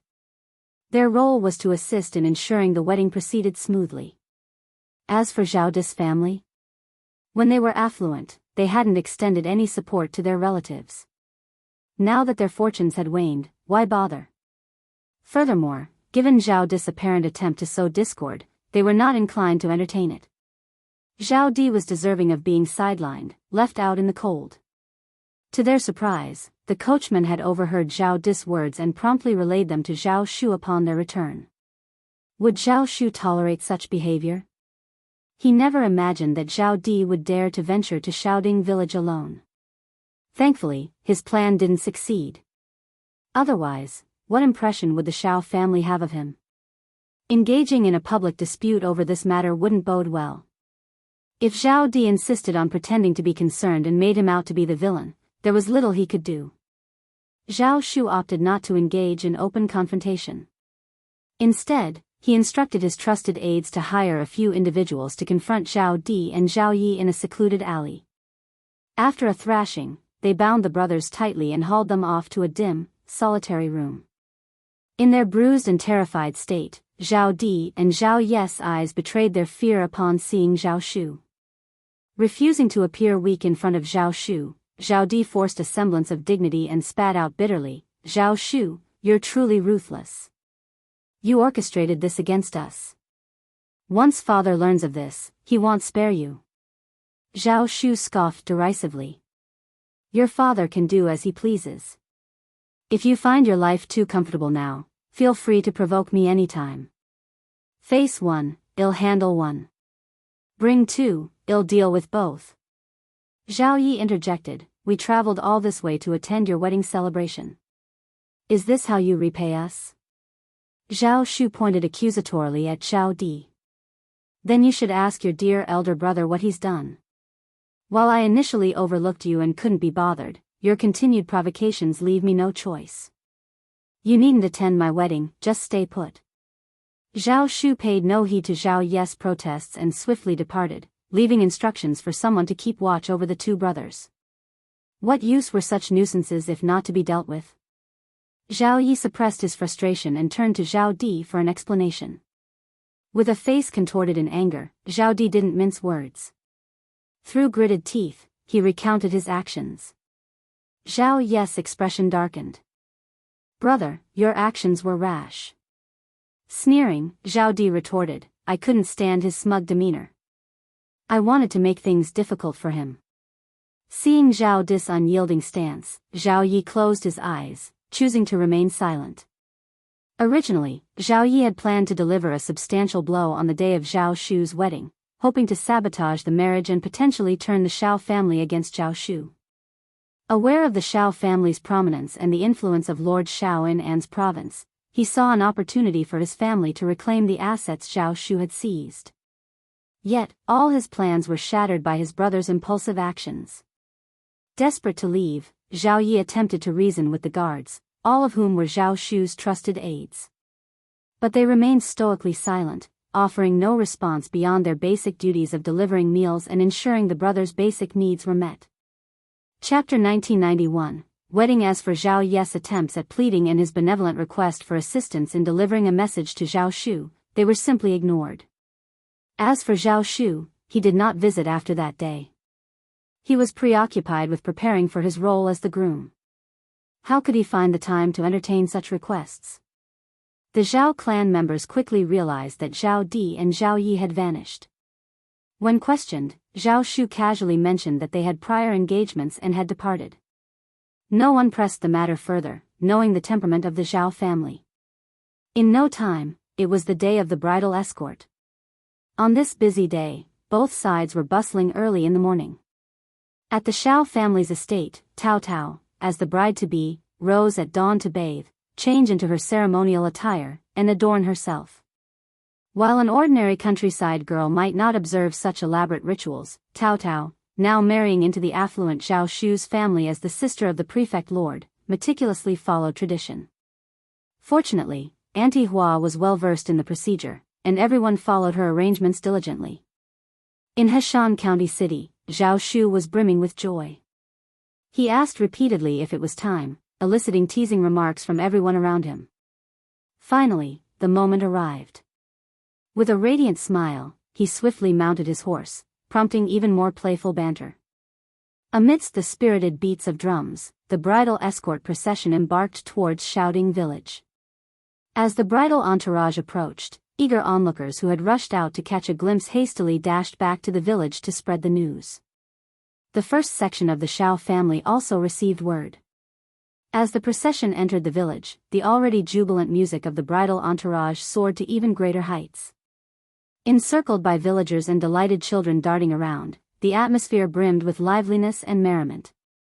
Since the uncles and aunts of the Zhao family had previously visited Shouting Village and received such generous gifts, they spoke highly of the Xiao family in front of their fellow clansmen. Furthermore, with Zhao Di and Zhao Yi detained by Zhao Shu's orders, there were no disruptions to spoil the smooth proceedings. Today, everything unfolded seamlessly, unlike the previous occasion when Zhao Di had caused trouble with his sarcasm. Symbolically blocking the door, Zhao Shu successfully entered the first section of the family's house. Amidst the laughter and well-wishes, he finally approached his bride. As Tao Tao was veiled in red and carried onto the bridal sedan chair by Xiao Dalong, Zhao Shu's eyes remained fixed on her, his smile beaming with delight. With the bride's departure from the pavilion, the dowries followed in a grand procession, numbering a staggering 99. The villagers of Xiaoding, as well as the Zhao clan members, were left astounded and impressed. The wealth of the Xiao family was truly remarkable. Initially, there were skeptics among the villagers who doubted the tales shared by the visiting uncles and aunties from the Zhao family. However, witnessing the extravagant display of wealth firsthand, they had no choice but to accept the truth. Even though a significant portion of the dowry comprised gifts bestowed by Zhao Shu, the Xiao family's generosity was unmistakable. Moreover, they had procured the rest of the dowry with their own resources. Accompanied by Ms. Fang's family, the bridal entourage was escorted to the village's entrance. As they watched the procession depart joyfully, Ms. Fang couldn't help but feel a mixture of emotions. Happiness and relief mingled with sadness and nostalgia. Tao Tao, her beloved daughter, was now a wife belonging to another family. Chapter 1992, Ms. Ma is getting more enthusiastic. Xiao Xian and Yang Xiaoni tactfully ignored mother-in-law's teary eyes, choosing instead to offer comforting words about Tao Tao's bright future. Their laughter helped ease the tension, and Ms. Fang visibly relaxed. Realizing that crying on such a joyful occasion wouldn't be appropriate, Ms. Fang regained her composure. She took solace in the fact that Tao Tao was marrying into a family where she wouldn't be mistreated. If Tao Tao ever wished to return, she could do so freely, maintaining contact with her birth family. With spirits lifted, Ms. Fang invited everyone to return to the banquet. Despite initial reluctance from Ms. Ma and third uncle, they couldn't afford to snub the event. The thought of the first section of the family seizing the marriage left them feeling aggrieved. However, boycotting the celebration would only fuel rumors of discord within their own branch of the family. How could this be tolerated? The couple begrudgingly accepted their fate. Xiao Xiaoji remained absent throughout the entire affair. Ever since her unsettling encounter with Zhao Shu, she couldn't bear to dwell on thoughts of him. Though she still harbored a secret admiration, it was tainted with other, less savory emotions. Nevertheless, she couldn't shake her resentment towards Tao Tao. As Tao Tao's grand wedding unfolded, Xiao Xiaoji refused to attend out of spite. And Ms. Ma, understanding her daughter's feelings, didn't push her to go. If anyone inquired, they would be informed that Xiao Xiaoji was unwell and resting at home. When questioned about Xiao Ziota's absence, Ms. Ma's response dripped with jealousy. Suspecting ulterior motives behind the inquiry, she haughtily proclaimed that her Xiaoji wasn't in a rush. Once her husband Lulang ascended to a high-ranking position in the capital, they would secure a prestigious match for Xiaoji from an official family. If a brother who has risen to a high position doesn't look out for his sister, then who will? They share the same blood. Xiaoji must marry into an official's family, no question about it. The status of an official's wife is prestigious and esteemed. Who wouldn't show respect to her? She's in a league of her own compared to mere rich folks and businessmen. Ms. Ma's fervor only intensified as she spoke, displaying a clear disdain for businessmen. Her words left the relative who had inquired feeling deeply embarrassed. He wanted to interject, but found himself at a loss. To be frank, his question had been rather casual. He never anticipated Ms. Ma would seize upon it as an opportunity to expound on Tao Tao's husband. Had he known better, he wouldn't have asked at all. The others at the same table felt a similar sense of discomfort. Even if there were a couple of curious onlookers who were intrigued by the drama, they dared not utter a word. Better to simply listen and avoid stirring the pot. Nobody wanted to risk Ms. Ma's ire. Not everyone possessed Ms. Ma's audacity, nor did they share her lack of tact. Why did she choose the wedding banquet to air her grievances? Ms. Fang and Xiao Xian remained oblivious to the underlying tension. Ms. Ma's continued commentary proved futile. It was evident to everyone that her remarks stemmed from jealousy. But Ms. Fang silently removed 2 items she had intended to include in Xiao Ziota's dowry. If you hold merchants in contempt, then don't accept gifts procured through their commerce. As the festivities drew to a close, relatives and friends dispersed, leaving the household to tidy up. By the time dusk fell, the chores were mostly completed. Chapter 1993, This begins well. The house fell silent. It also seemed to be empty. Without Tao Tao, everyone was not used to it. However, no one said anything. Everyone was trying their best to adapt. Miss Fang's gaze fell upon Anan, Xiao Qing, Xiao Junyan, and the other grandchildren.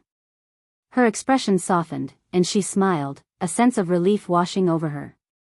Indeed, wasn't it so? While his children had already begun their own families, there were still his grandchildren. The household would soon be bustling with life again. Upon their return home, the sight of Zhao Shu with Tao Tao filled Miss Fang, eldest uncle, and the others with joy. Their hearts swelled as they witnessed Zhao Shu's tender care for Tao Tao, and the respectful demeanor of the Zhao family servants towards her. Miss Fang felt a weight lift off her shoulders. Ms. Qiao had been right. Their family could provide Tao Tao with support and a solid foundation, but her future livelihood would ultimately be in her own hands. From all indications, this was a promising beginning. As Tao Tao and Zhao Shu prepared to depart, serving tea and bidding farewell, it was clear that they needed to return to the Zhao family promptly. Zhao Shu had the responsibility of introducing Tao Tao to the elders and the broader family lineage, tasks of utmost importance that couldn't be delayed. Both Miss Fang and eldest uncle concurred with this decision. After a lively lunch, Miss Fang took Tao Tao aside, holding her hand as they conversed privately. She imparted advice, guiding Tao Tao on what lay ahead. Later, Tao Tao informed Xiao Xian that she and Zhao Shu planned to visit fifth brother and fifth sister-in-law in An's province after departing from the Zhao family clan. Xiao Xian nodded approvingly, his smile warm. No need to worry. I believe brother-in-law enjoys exploring too.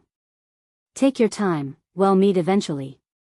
As the clock struck past 4 in the afternoon, Tao Tao reluctantly bid farewell, unable to linger any longer.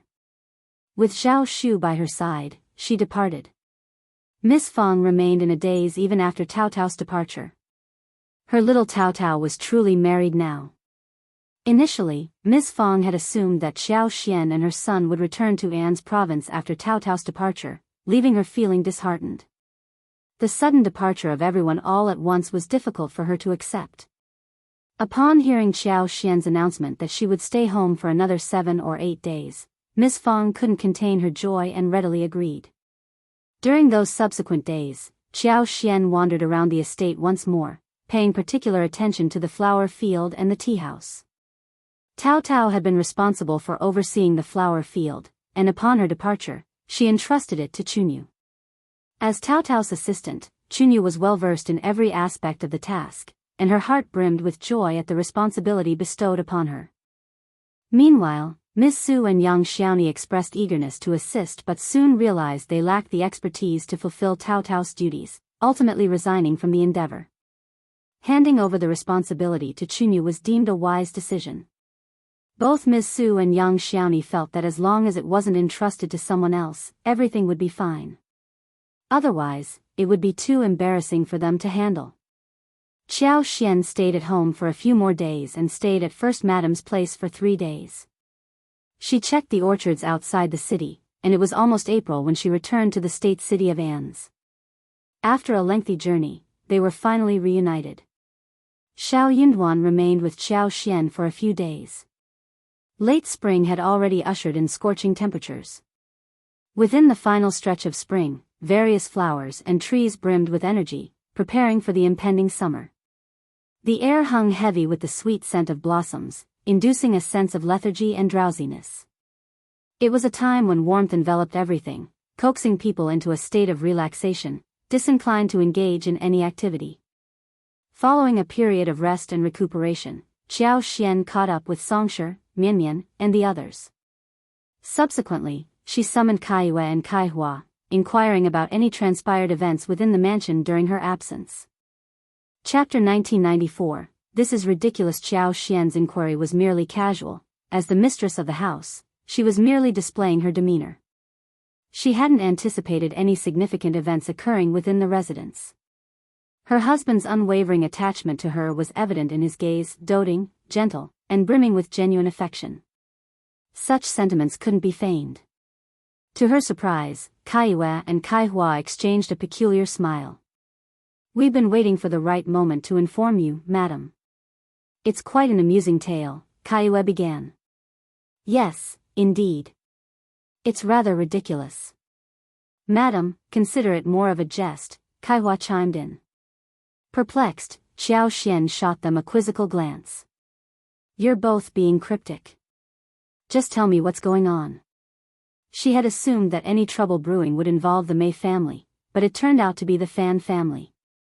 It appeared that Fan Ruian's daughter, Bai Ruerue, had collided with Xiao Yunduan's carriage while Xiao Yunduan was inspecting the road construction near the Fan family's estate.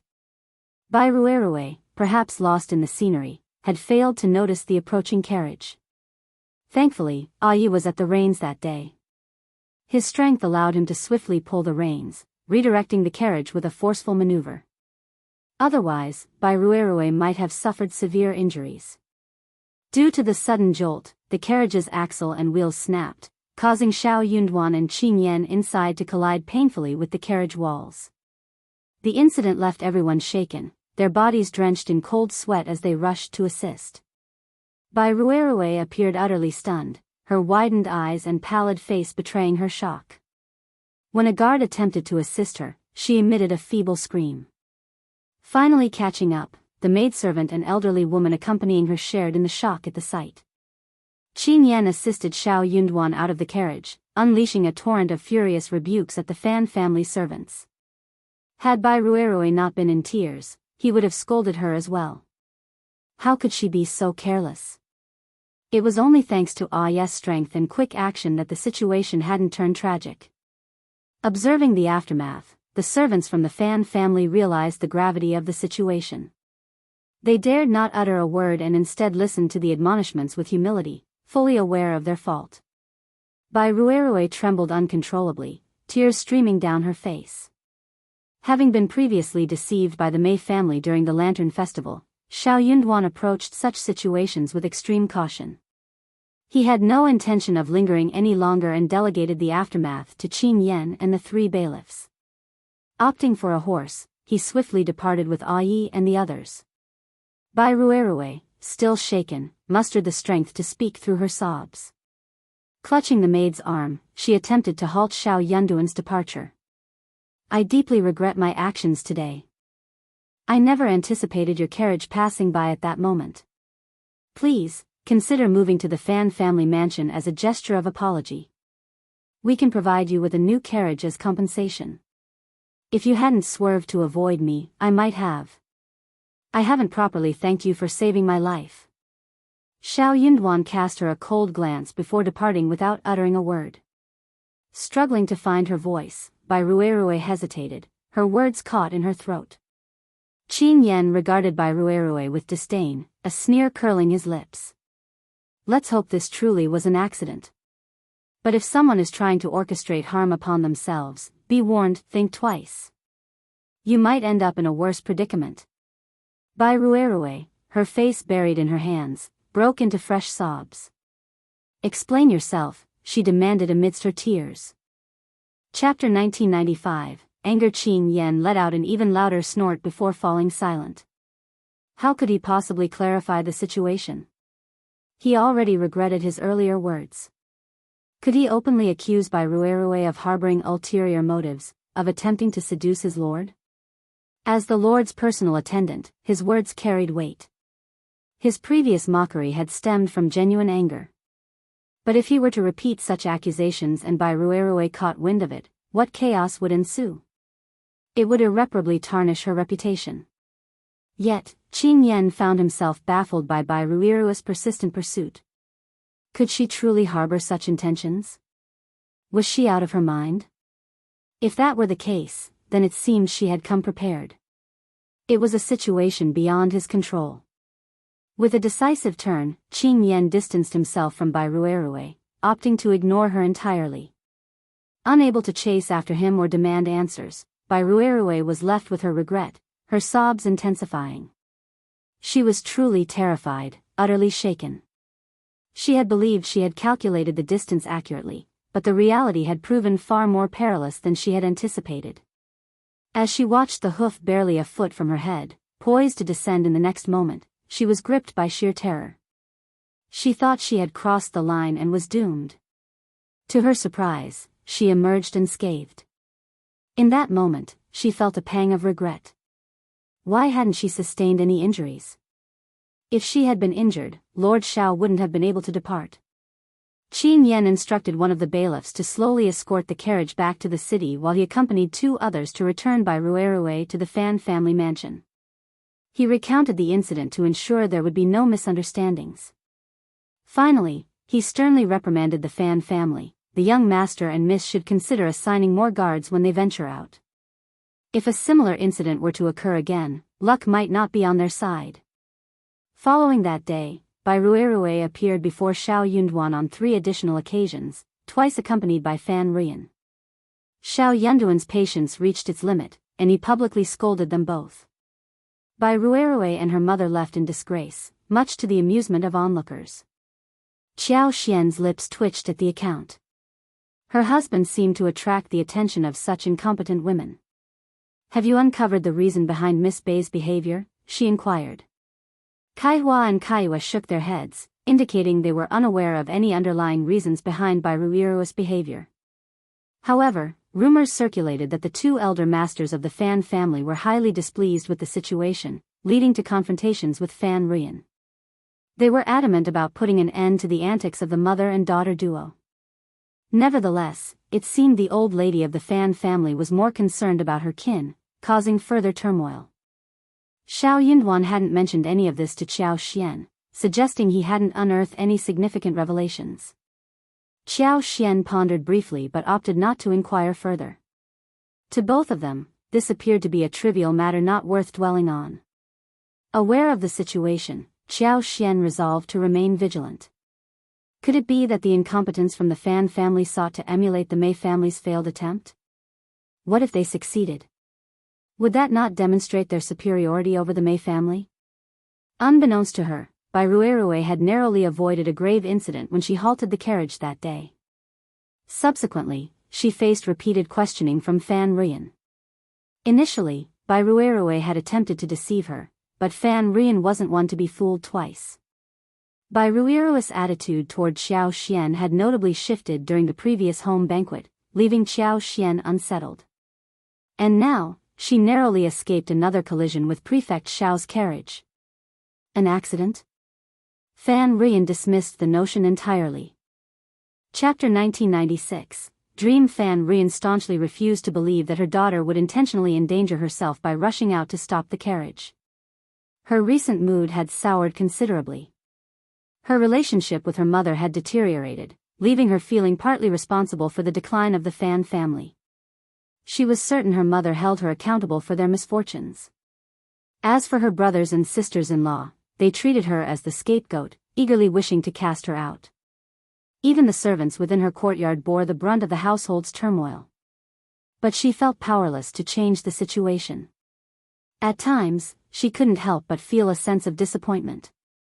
She had been groomed to be the elder miss of the Fan family since childhood. Why should she be forced into marriage as an adult? Why couldn't she assert her rightful position as the miss of the Fan family? Who had the authority to look down upon her? While she could bear the scorn from others, there were moments when the injustice burned within her like a raging fire. Yet, even her own flesh and blood daughter dared to deceive her. How could she tolerate such betrayal? Fan Ruyan was no fool, particularly in matters of sensitivity. This time, Biyao attempts at deception fell flat. Pushed to her breaking point, she tearfully confessed the truth.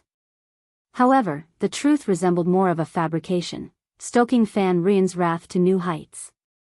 Biyao's tears only intensified after being scolded for her honesty, her heart heavy with grievance. Witnessing her daughter's distress, Fan Ruyan wavered once more. Perhaps this time, she should believe her daughter's account. After all, her anguish seemed genuine. However, the story seemed too fantastical to be true. Fan Ruyan consoled Biyao and delved further into the details. Eventually, she found herself inclined to believe her daughter's tale. Biyao confided in her mother, revealing that during a bout of high fever, she had entered a dreamlike state. In this dream, she gleaned insights and knowledge. She became aware that Xiao Yunduan wasn't just an ordinary prefect, he was destined for greatness. The dream, with its vivid and surreal nature, left her shaken. Initially skeptical of such phenomena, Biyao found herself astounded when events unfolded in the following days, aligning with her dream. In light of this revelation, how could Biyao harbor any doubts? Moreover, considering Xiao Yunduan's remarkable achievements at such a young age and his promising future, it was plausible that he would encounter influential figures even in the remote region of An's province. With the impending closure of the village shop, Biyao couldn't bear to let the opportunity slip through her fingers. If the chance was within reach, why should she relinquish it? Regardless of the risks, getting close to Xiao Yunduan seemed like a gamble worth taking. Fan Ruyan and her daughter felt a surge of determination and fervor. Though her siblings-in-law now despised her, blaming her for the family's woes, Fan Ruyan harbored visions of a future where her daughter's success would elevate the Fan clan to new heights. If her daughter could bring glory to the family and support its prosperity, what recourse would her detractors have then? When the time came, she vowed to exact revenge for the humiliation they inflicted upon her. They would rue the day they underestimated her. It wasn't too late to seek retribution, and Fan Ruyan was prepared to endure any hardships. Thus, Biyao and her daughter began to strategize. However, their attempts ended in repeated failures, becoming fodder for gossip and causing considerable embarrassment to the elder masters of the Fan family. Eventually, they were placed under house arrest, with even old Lady Fan withholding her support. Frustrated and desperate, Fan Ruyan and her daughter exhausted every avenue to no avail. They could only bide their time at home, seething with anger and anxiety. With Madame Xiao back in the picture, stirring up trouble was out of the question. It was best to exercise patience for now. After all, opportunities would surely arise. Due to this, Xiao Xian returned to An's city without encountering any further disturbances. Fan Ruyan and her mother seemed to have ceased causing trouble altogether. Chapter 1997, Spring Farming. As spring plowing approached, the pace of road construction in An's province slowed temporarily. Labor became scarce as the priority shifted to preparing the fields for planting. After the fields were plowed, seedlings were planted, and crops like melons and beans were sown, there would be another surge of activity following the Dragon Boat Festival. Funds were allocated, and road repairs focused on widening and reinforcing existing foundations. Though there were numerous twists and turns requiring alterations, the workload remained manageable. Repair efforts had already commenced in the 8 towns closest to the state city, requiring minimal adjustments. Barring any unforeseen tensions, the remaining 9 locations, including 100 Spirit Town and Gowon Town, the furthest away, were slated for completion by August 15. Upon completion, the repaired road would significantly enhance travel convenience for commoners, reducing travel time and effort for ox carts and other modes of transportation. The populace lauded the prefect state's lord as a benevolent leader, dedicated to serving the people's needs. Meanwhile, the procurement of rice seeds for An's province followed the customary practices of the Great Qin Empire, overseen by government supervision. Local merchants collaborated to fulfill this task, though their profit margins remained slim due to low prices. Despite the minimal financial gain, these merchants participated out of obligation rather than expectation of profit. Despite the lack of profitability, those eligible still vied for the opportunity, eager to secure their share of the benefits. While the business trip itself may not yield substantial gains, it carried its own advantages. Firstly, it could foster a favorable relationship with the lord of the prefect. Secondly, the government might offer discounts or compensations elsewhere, ensuring it was not a loss overall. With potato planting season approaching, Qiao Xian instructed Songshe and Lu Fu to remind others not to overlook this task. Many had indeed forgotten about planting potatoes until the reminder. Hastily, they retrieved the potato seeds stored in the corners of their cellars. The community held great respect and trust for Lord Xiao, recognizing his efforts in combating banditry and improving infrastructure. Given Madame Xiao's emphasis on the importance of potatoes, it was evident they held significant value and should be planted with care. Many families who did not buy potatoes to plant at that time even asked around to see if anyone could give them some. Qiao Xian couldn't contain her joy upon hearing the news. It was a tremendous relief. She was confident that An's province would yield a bountiful potato harvest this year. With the successful cultivation this year, future reminders would become unnecessary as the scale of potato cultivation naturally expanded. The versatility of potatoes made them invaluable. They could serve as both a staple food and a vegetable. It would be foolish not to plant them. Although An's province boasted abundant fields, potatoes were undeniably a game-changer. Qiao Xian and Xiao Yunduan had become prominent landowners in An's province, with ownership of 60,000 mu of fertile land, a significant holding. However, Qiao Xian entrusted the management of the planting to the housekeeper, showing little interest in the specifics. She merely visited occasionally to inspect new crops like peppers, star anise, and spices, applying her expertise to ensure optimal growth. With the spring plowing season underway and no major issues to attend to, Qiao Xian found herself with ample free time. With peace reigning in the countryside and Jia Hemming's capable leadership, troublemakers were deterred. Taking advantage of the lull, Xiao Yunduan and Qiao Xian decided to treat Anan to a visit to Liuhe Manor for a few days. Chapter 1998, Liuhe Manor was steadily taking shape, with both the upper and lower sections of the mountain estate already constructed. Every detail was meticulously attended to, with completion expected by year's end.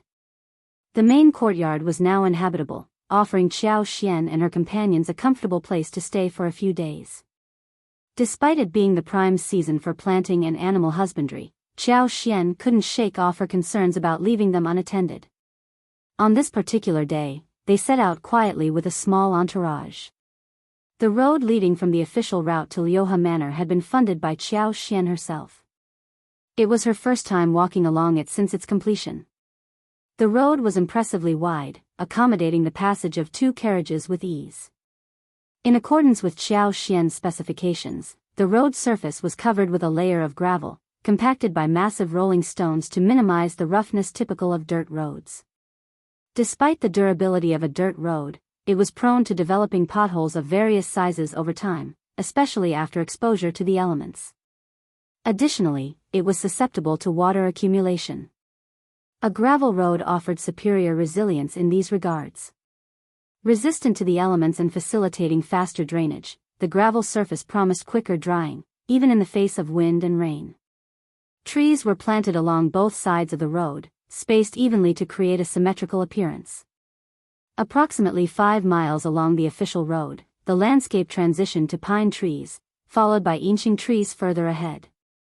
The inching saplings, each the size of an egg, already towered over human height.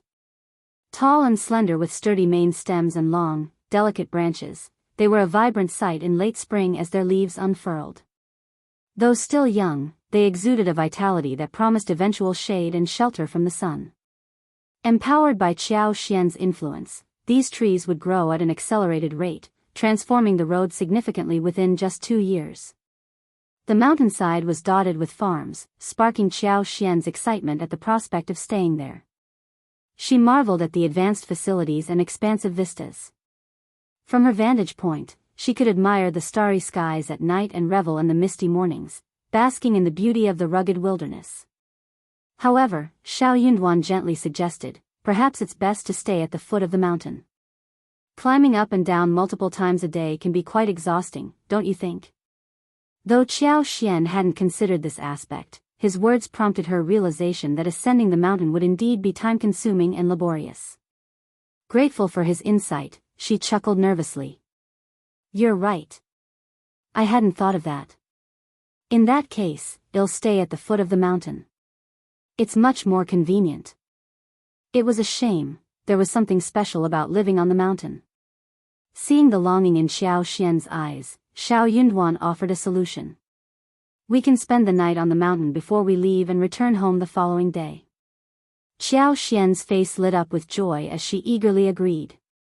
The manor at the mountain's base had been anticipating their arrival and was fully prepared.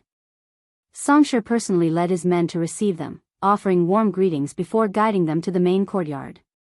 Along the way, he provided updates on the villa's progress, noting that some areas were still under construction. Qiao Xian nodded, instructing Lixia to ensure that visitors didn't disturb the ongoing construction sites. After checking in with Songsher, she strolled to the farmstead and spent time with Anan, refraining from venturing further. Anan, nearing 9 months old, displayed newfound mobility, eagerly exploring her surroundings. With a gleeful smile, she proudly presented Xiao Xian and Xiao Yunduan with handfuls of green foxtails, delighting in her discoveries. The next day, Nanny and the others were still playing with Anan in the manor, while Xiao Yunduan was going out with Xiao Xian. Chapter 1999, Mountain. At this time of year, the outdoors teemed with mosquitoes and various insects, especially in the mountainous regions where strange bugs and ants abounded. Anan, being fair-skinned and delicate, was a prime target for mosquitoes. Staying within the confines of the manor provided a safer environment. Anan remained captivated by the novelty of the surroundings. Spotting a pair of rabbits in the farmstead, she gleefully fed them vegetable leaves, her delight evident. Qiao Xian had purchased 100,000 mu of land in Liuhe Manor. However, developing such vast acreage required time and resources. Currently, they had successfully developed around 70,000 mu, but due to a labor shortage, their workforce had dwindled to just 40 individuals, down from a peak of 300. Considering the challenges posed by the mountainous terrain, mosquitoes, snakes, ants, and rampant wild grass, Qiao Xian and Xiao Yunduan decided to halt further exploration for the time being and wait for autumn and winter. Xiao Yunduan agreed, noting, indeed. The mountains are overrun with mosquitoes, snakes, and ants, while the vegetation grows unchecked. It's not conducive for exploration. Well, wait it out. The risk of encountering hazards outweighed the benefits, potentially causing significant disruption if any mishaps were to occur. Given their statuses as the prefect and the prefect's wife, Qiao Xian addressed Songsher decisively, if that's what Lord Xiao wishes, then let it be so. Inform the workers to depart tomorrow. Make sure to remember their names, and when we hire more labor in late autumn, prioritize rehiring them. Songsher readily acquiesced, offering a smile as he pledged to convey the instructions to the workers personally. He had been tasked with the hiring process by Qiao Xian herself.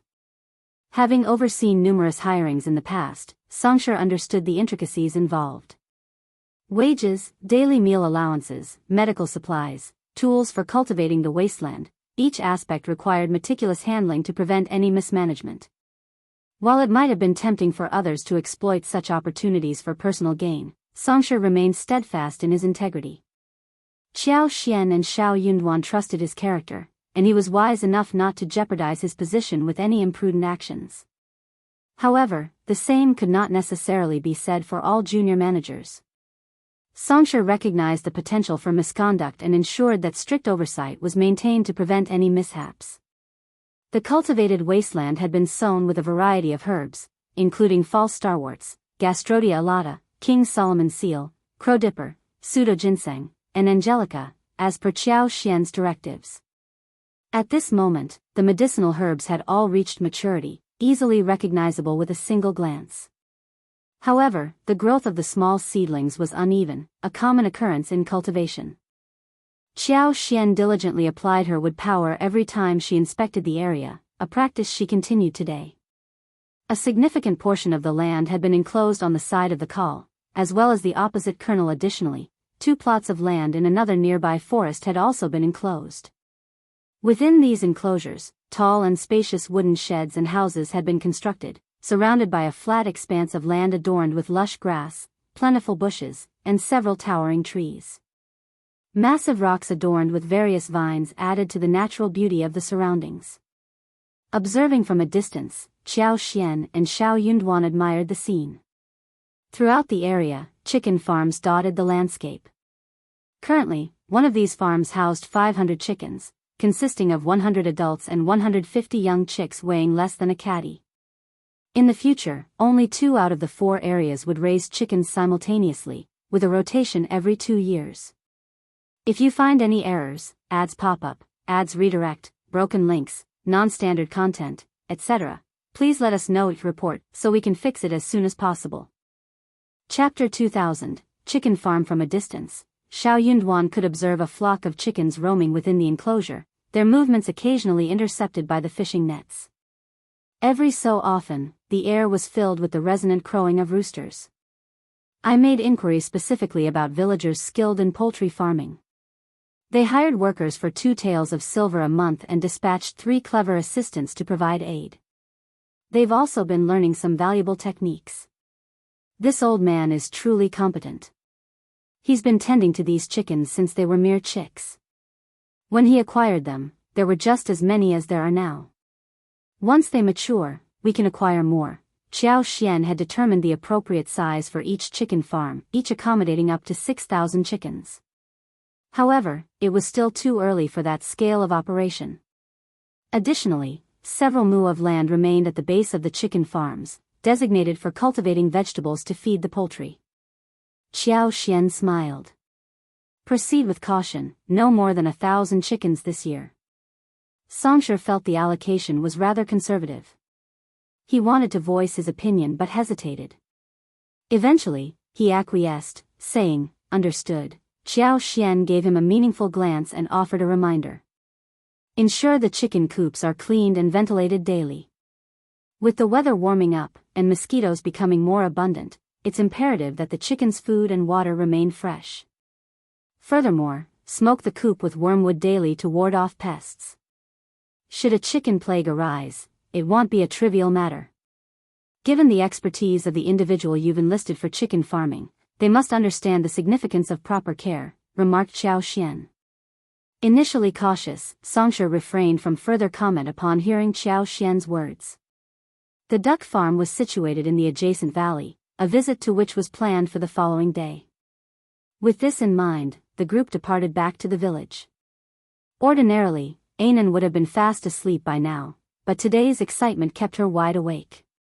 As Qiao Xian and Xiao Yunduan approached the village, they could hear Anan's delighted laughter ringing out from afar. Curious as to what was causing such amusement, they hastened their pace. Upon arrival, they discovered Anan gleefully playing with 2 rabbits. One of the rabbits had its leg tied with a rope, the other end of which Anan held firmly. With evident pride, Anan repeatedly exclaimed, "Bunny! Bunny!" as she paraded around with the restrained rabbit. The nanny and maidservants present joined in the laughter, thoroughly enjoying the spectacle. Spotting her parents, Anan's joy only intensified. Steadied by the nanny, she dashed toward Xiao Xian and Xiao Yunduan, still clutching the rope and proudly displaying her furry companions. "Bunny!" she exclaimed, beaming as she embraced her parents. Xiao Xian was overjoyed and moved closer, wrapping Anan in a warm embrace. The trio enjoyed some playful moments together before eventually coaxing Anan to release the rope and accompany them back to the house for snacks.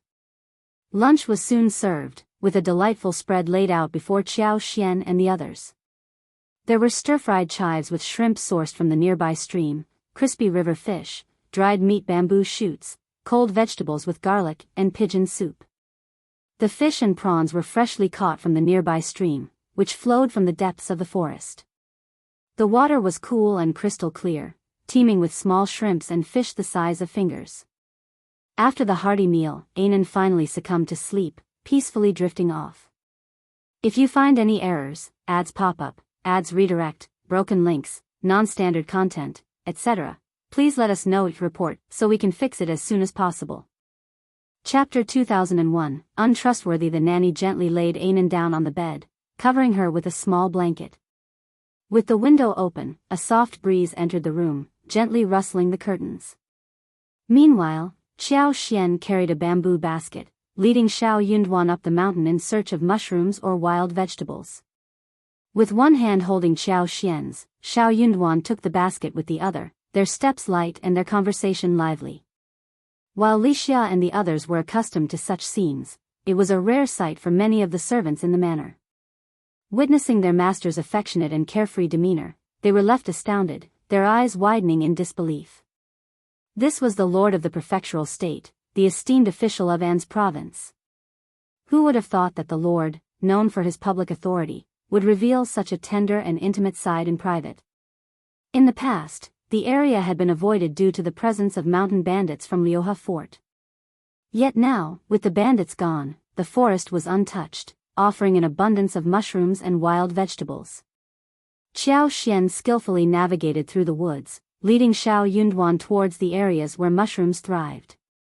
Before long, they had gathered half a basket of mushrooms. The fresh scent of mushrooms mingled with the earthy aroma of the spring forest, creating a pleasant atmosphere. Spotting tender dandelion seedlings and mustard, Xiao Xian couldn't resist picking more. She even discovered a cluster of plump and tender wild wolfberries. Gathering a handful, she suggested to Xiao Yunduan with a smile that they should remember this spot and have someone transplant the wild wolfberries to the manor. That way, they could enjoy fresh wolfberry sprouts all year round. Xiao Yunduan smiled in agreement, taking note of her suggestion. With plenty of time left, the sky remained a clear, flawless blue, like high-quality glass. The sunlight bathed the landscape in a warm glow, casting bright beams across the mountains and rivers. As the sunlight filtered through the foliage, illuminating the forest, the gentle mountain breeze caused the plants to sway and rustle. Light and shadows danced in a mesmerizing display, with the grass and leaves shimmering like silver in the sunlight. Taking Xiao Xian's hand, Xiao Yunduan led her to a nearby hill, surrounded by dense foliage and offering a panoramic view of the mountains and rivers. Basking in the warm sunlight, they sat together, feeling content and relaxed in each other's company. Xiao Xian relaxed and leaned against Xiao Yunduan lazily, her body melting into his embrace as if she had no bones. Nestled in his arms, she murmured softly, I'm so sleepy. I want to sleep. Xiao Yunduan chuckled, pressing a gentle kiss to her lips before tightening his arms around her. Then sleep, my love. With a contented smile, Xiao Xian nodded. Yes, I will. Finding a comfortable position in his embrace, she closed her eyes and drifted off to sleep. However, it seemed that Xiao Yunduan's promise was not entirely reliable. Upon returning to the village, Xiao Xian's cheeks were still flushed, her lips tinged with a rosy hue. Her hair, neatly arranged, framed her face delicately as she cast a glance at the man beside her. Beside her, Xiao Yunduan appeared even more tender and attentive. He even offered to carry her back, his affection for her evident in every gesture. If you find any errors, ads pop up, ads redirect, broken links, non-standard content, etc., please let us know each report so we can fix it as soon as possible. Chapter 2002, Duck Farm. In the evening, Xiao Xian prepared a hearty chicken stew, simmering tender chicken pieces with red dates, wolfberries, and huaishan medicine. Alongside, she cooked an array of mushrooms, wild vegetables, and bamboo shoots, creating a delicious feast. Anan, with a new baby tooth emerging, eagerly nibbled on some chicken, relishing the flavor. Xiao Xian also made him a bowl of noodles with chicken soup, which he devoured with gusto, emptying more than half of the bowl. Though the mountains seemed quiet, occasional cries of strange birds echoed from the distant valleys and forests, their rhythmic calls haunting yet oddly comforting in the stillness of the night. In the safety and warmth of the villa, surrounded by the soothing sounds of nature, Xiao Xian and Xiao Yunduan found solace and tranquility. Even Anan, unfazed by the eerie cries, widened her eyes and perked up her ears, giggling in delight at the unfamiliar sounds. The following day, Xiao Xian and Xiao Yunduan took Anan to explore the valley and visit the pond where the ducks resided. The valley was expansive and flat, stretching without ascent into the mountains. The weather was clear, and the insect population relatively sparse. Xiao Yunduan carried Anan in his arms, opting not to have the nanny accompany them. Besides Songshe, Lixia, and Kaiyun, only Yi and his two subordinates joined them. As per Xiao Xian's instructions, there were 3 duck ponds. One served as a free-range area, while the other 2 could be used for simultaneous rearing. Typically, the ducks were rotated every 10 days. During daylight hours, the ducks were allowed access to the ponds, while at night, they were kept elsewhere. Given the flowing water, this arrangement sufficed. Each pond occupied roughly 20 mu, with duck sheds erected nearby. Each pond housed 4,000 to 5,000 ducks. Although this setup was relatively spacious, the lack of medicinal interventions in ancient times necessitated a cautious approach. Additionally, the valley boasted numerous canals, measuring 1.5 to 1.6 meters in width, that crisscrossed the landscape. Once aquatic plants took root, these canals would serve as excellent environments for duck rearing. The duck farm was situated atop the land, encircled by a series of canals. These canals, resembling winding sutras, served as the initial conduits for the pond water. Eventually, the water would flow into an artificial canal, which in turn fed several interconnected ground reservoirs for irrigation. Subsequently, it would merge into a distant stream, ensuring it didn't affect the villa's drinking water. Currently, only one duck farm was operational, housing ducks at various stages of growth. Those raised over a month ago had shed their downy feathers and grown proper plumage. Approximately 600 ducks frolicked in the pond, their pudgy forms exuding vitality as they swam and vocalized. Anan, filled with excitement, pointed eagerly at the ducks, yearning to break free from her father's embrace and join them. Xiao Xian gently pinched her cheek and chuckled, "You're quite adventurous, but you can't go into the water." Little Anan seemed completely unafraid, even mimicking the ducks' quacking sounds with delight. Enjoying their time by the pond, Xiao Xian and Xiao Yunduan lingered a while longer, enchanted by the ducks' antics. With Anan by their side, the family of 3 reveled in the simple joy of the moment. Meanwhile, Yi and the others maintained a watchful vigil nearby. Suddenly, Yi's brow furrowed, a sense of unease settling in his heart. In the bright sunlight, anything reflective was easily noticed. Just a moment ago, he inadvertently glanced toward the nearby hill and caught a glint of metal, a telltale reflection that set his senses on edge. If you find any errors, ads pop up, ads redirect, broken links, non-standard content, etc., please let us know each report so we can fix it as soon as possible. Chapter 2003, Strange Light. Although it was only for a moment, Ado was sure that he could not have seen wrongly. In just an instant, it was enough to confirm something. Or rather, in just an instant, he did not dare to take the risk. He secretly regretted it. This used to be a bandit nest. Why was he so assured? He should have brought a few more subordinates out. Thinking about how Lord and Madam had insisted on their privacy during yesterday's mushroom and wild vegetable picking excursion in the mountains, he couldn't shake off the sense of unease, breaking out in a cold sweat. Thankfully, yesterday passed without incident. But now, what was his course of action? He was clueless about the strength and numbers of potential adversaries. He couldn't even risk informing the 2 subordinates trailing behind him, fearing that any sign of tension might tip off the other party. The situation could turn dire. While the manor boasted many skilled subordinates, it was clear that help from afar might not arrive in time to avert disaster. Yi took a deep breath and made his way towards Xiao Yunduan. Yet, he couldn't keep this information from his lord. He needed to seek his lord's counsel. His lord's intellect surpassed his own. Surely, there was a solution. Observing Ai's approach, Xiao Yunduan handed Anan over to Qiao Xian and stood up.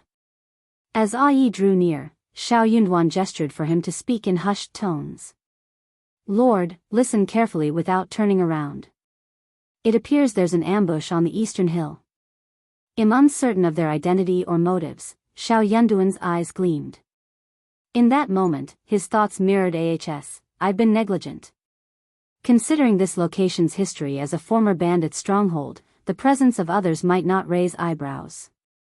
But if he, the prefect lord notorious for wiping out 3 villages, were recognized, the situation could escalate.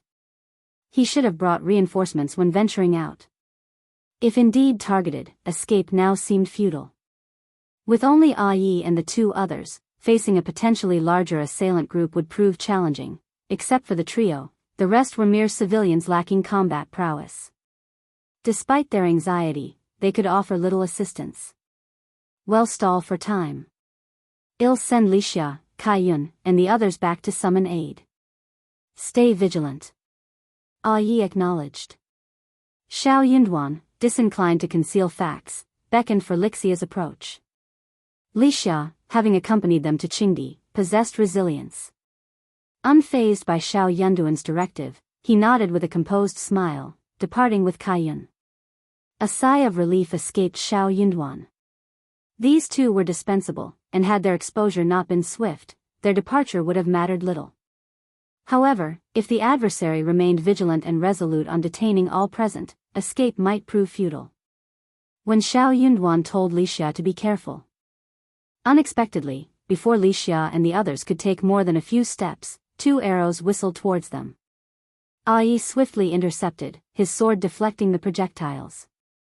Simultaneously, terror-stricken, Lixia and company instinctively pivoted to flee. How could they dare to advance? Yet, fleeing forward wasn't an option, they didn't even get the chance.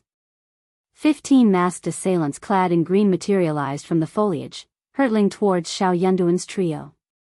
Lixia and Kaiyun shrieked, huddling around Xiao Xian. Even Song's his countenance paled. Xiao Yunduan clasped Anan tightly, shielding him from the unfolding chaos. He positioned Xiao Xian behind him, shielding her as well.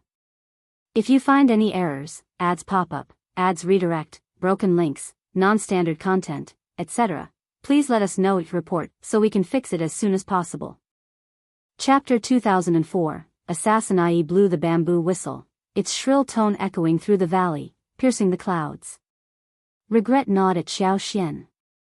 Never did she anticipate an assassination attempt on her husband. Her lapse in vigilance was unforgivable. Had she been more vigilant, she would have detected the lurking assailants and dispatched them without hesitation. Yet, all was not lost. Thanks to the vast expanse of the flat valley, Xiao Xian and her companions stood by the pond, a considerable distance from the hillside. Even if the attackers mounted a surprise assault, they couldn't materialize before them in an instant. This granted Xiao Xian an opportunity to retaliate. Restrained by the distance and dense foliage, Xiao Xian couldn't afford bold actions.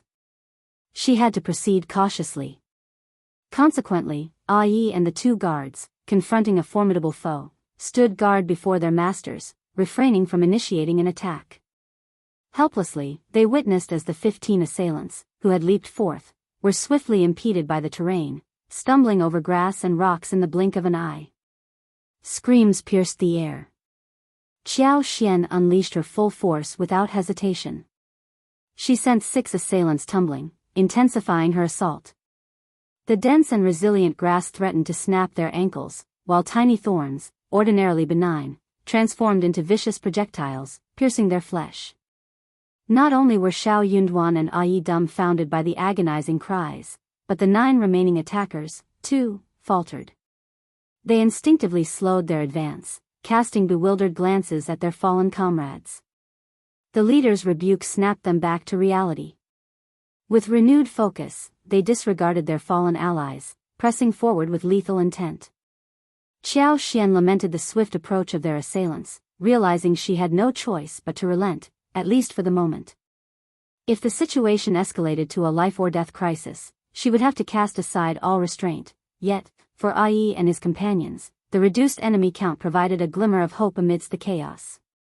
Standing by the pond, with its vast expanse behind them acting as a natural barrier, the trio only needed to fend off the frontal assault, ensuring Lord and Madam's safety.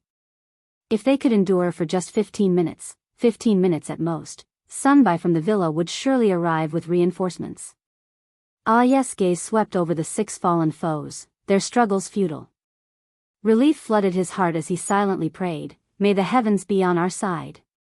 The injuries inflicted upon those 6 individuals proved unexpectedly severe. Not only did they suffer a loss of more than a third of their fighting capability, but their morale also took a significant hit. Ai sensed a palpable stagnation in the killing intent emanating from the 9 assailants who charged forward. It no longer bore the ferocity of their initial onslaught. This shift in dynamics worked in his favor. As the 9 closed in, Ai's lips curled into a cold smile. With a swift motion, he unsheathed his sword, a glint of silver flashing as he surged ahead. Another guard followed suit, brandishing his own blade and joining the fray. Meanwhile, the remaining guards stood steadfast, positioned protectively before Qiao Xian and Xiao Yunduan, vigilant against any potential attacks. Ai showed no mercy, delivering a powerful kick that sent one of the assailants hurtling away. The unfortunate individual let out a blood-curdling scream as he crashed to the ground, his body convulsing in agony. Though this tactic effectively sapped the enemy's vitality, it also stoked their fury, bolstering their morale. It was evident that the assassin's aura surged once more, fueled by indignation and determination. If you find any errors, ads pop up, ads redirect, broken links, non-standard content, etc., please let us know your report so we can fix it as soon as possible. Chapter 2005, Like water, the assassin's relentless onslaught targeted Xiao Yunduan. Despite Ai and his brother's valiant efforts, they couldn't hold them off indefinitely. While the brothers could withstand the assault for a time, facing 8 assailants proved overwhelmingly challenging. Qiao Xian's expression darkened as she grasped Xiao Yunduan's sleeve, her voice barely a whisper, "Husband, let's take refuge in the water." Seeking sanctuary in the pond would alleviate some of the pressure on Ai and the others. Furthermore, it would provide an opportunity for additional assistants to join the fray. Songsher, clutching a thick bamboo pole, nodded in agreement. "Indeed, Lord. It's our best chance. Then let's make our move." Xiao Yunduan wasted no time, disregarding the pond's chill. They plunged into the water, navigating the depths with difficulty. Bracing himself at the rear, Songsher wielded the bamboo pole defensively, his complexion drained of color. Anan, initially protesting his father's embrace, continued to resist, delivering feeble punches. Yet, Xiao Yunduan remained unmoved, his resolve unyielding. The little one's cries of frustration echoed in the air. Once submerged, Xiao Yunduan released his hold, allowing Anan to perch on his shoulders, his gaze fixed on the watery expanse below. He gripped Anan firmly with one hand while securing the back of his head with the other, preventing him from turning. Yet, even this slight glimpse was enough to ignite the little one's excitement as she spotted ducks in the distance, giggling gleefully and exclaiming, "Duck! Duck!" Qiao Xian gazed at her son with a mixture of fondness and sorrow, her emotions teetering between laughter and tears. In this dire moment, only the innocence of this child could elicit a smile. Witnessing this tender moment, the guard who had shielded them sprang into action, sword drawn, engaging the assailants. Ai, honed by rigorous training under Sun Bai and Sun Qian and renowned for his valor during the eradication of mountain bandits, faced off against 3 assailants alone without faltering. Meanwhile, the other 2 guards struggled to contain the remaining 5 attackers, caught in a precarious position. Desperately, the 5 assailants pressed forward, determined to breach the defense line and reach the safety of the pond. With the trio's defenses wavering, anxiety surged within them, yearning for the reinforcements promised by Sun Bai and his cohorts. With a resounding splash, an assassin leaped into the water, followed by another. Cold dread gripped Ai and his comrades' hearts. Without hesitation, Ai wielded his longsword with lightning speed, driving back the trio with forceful strikes.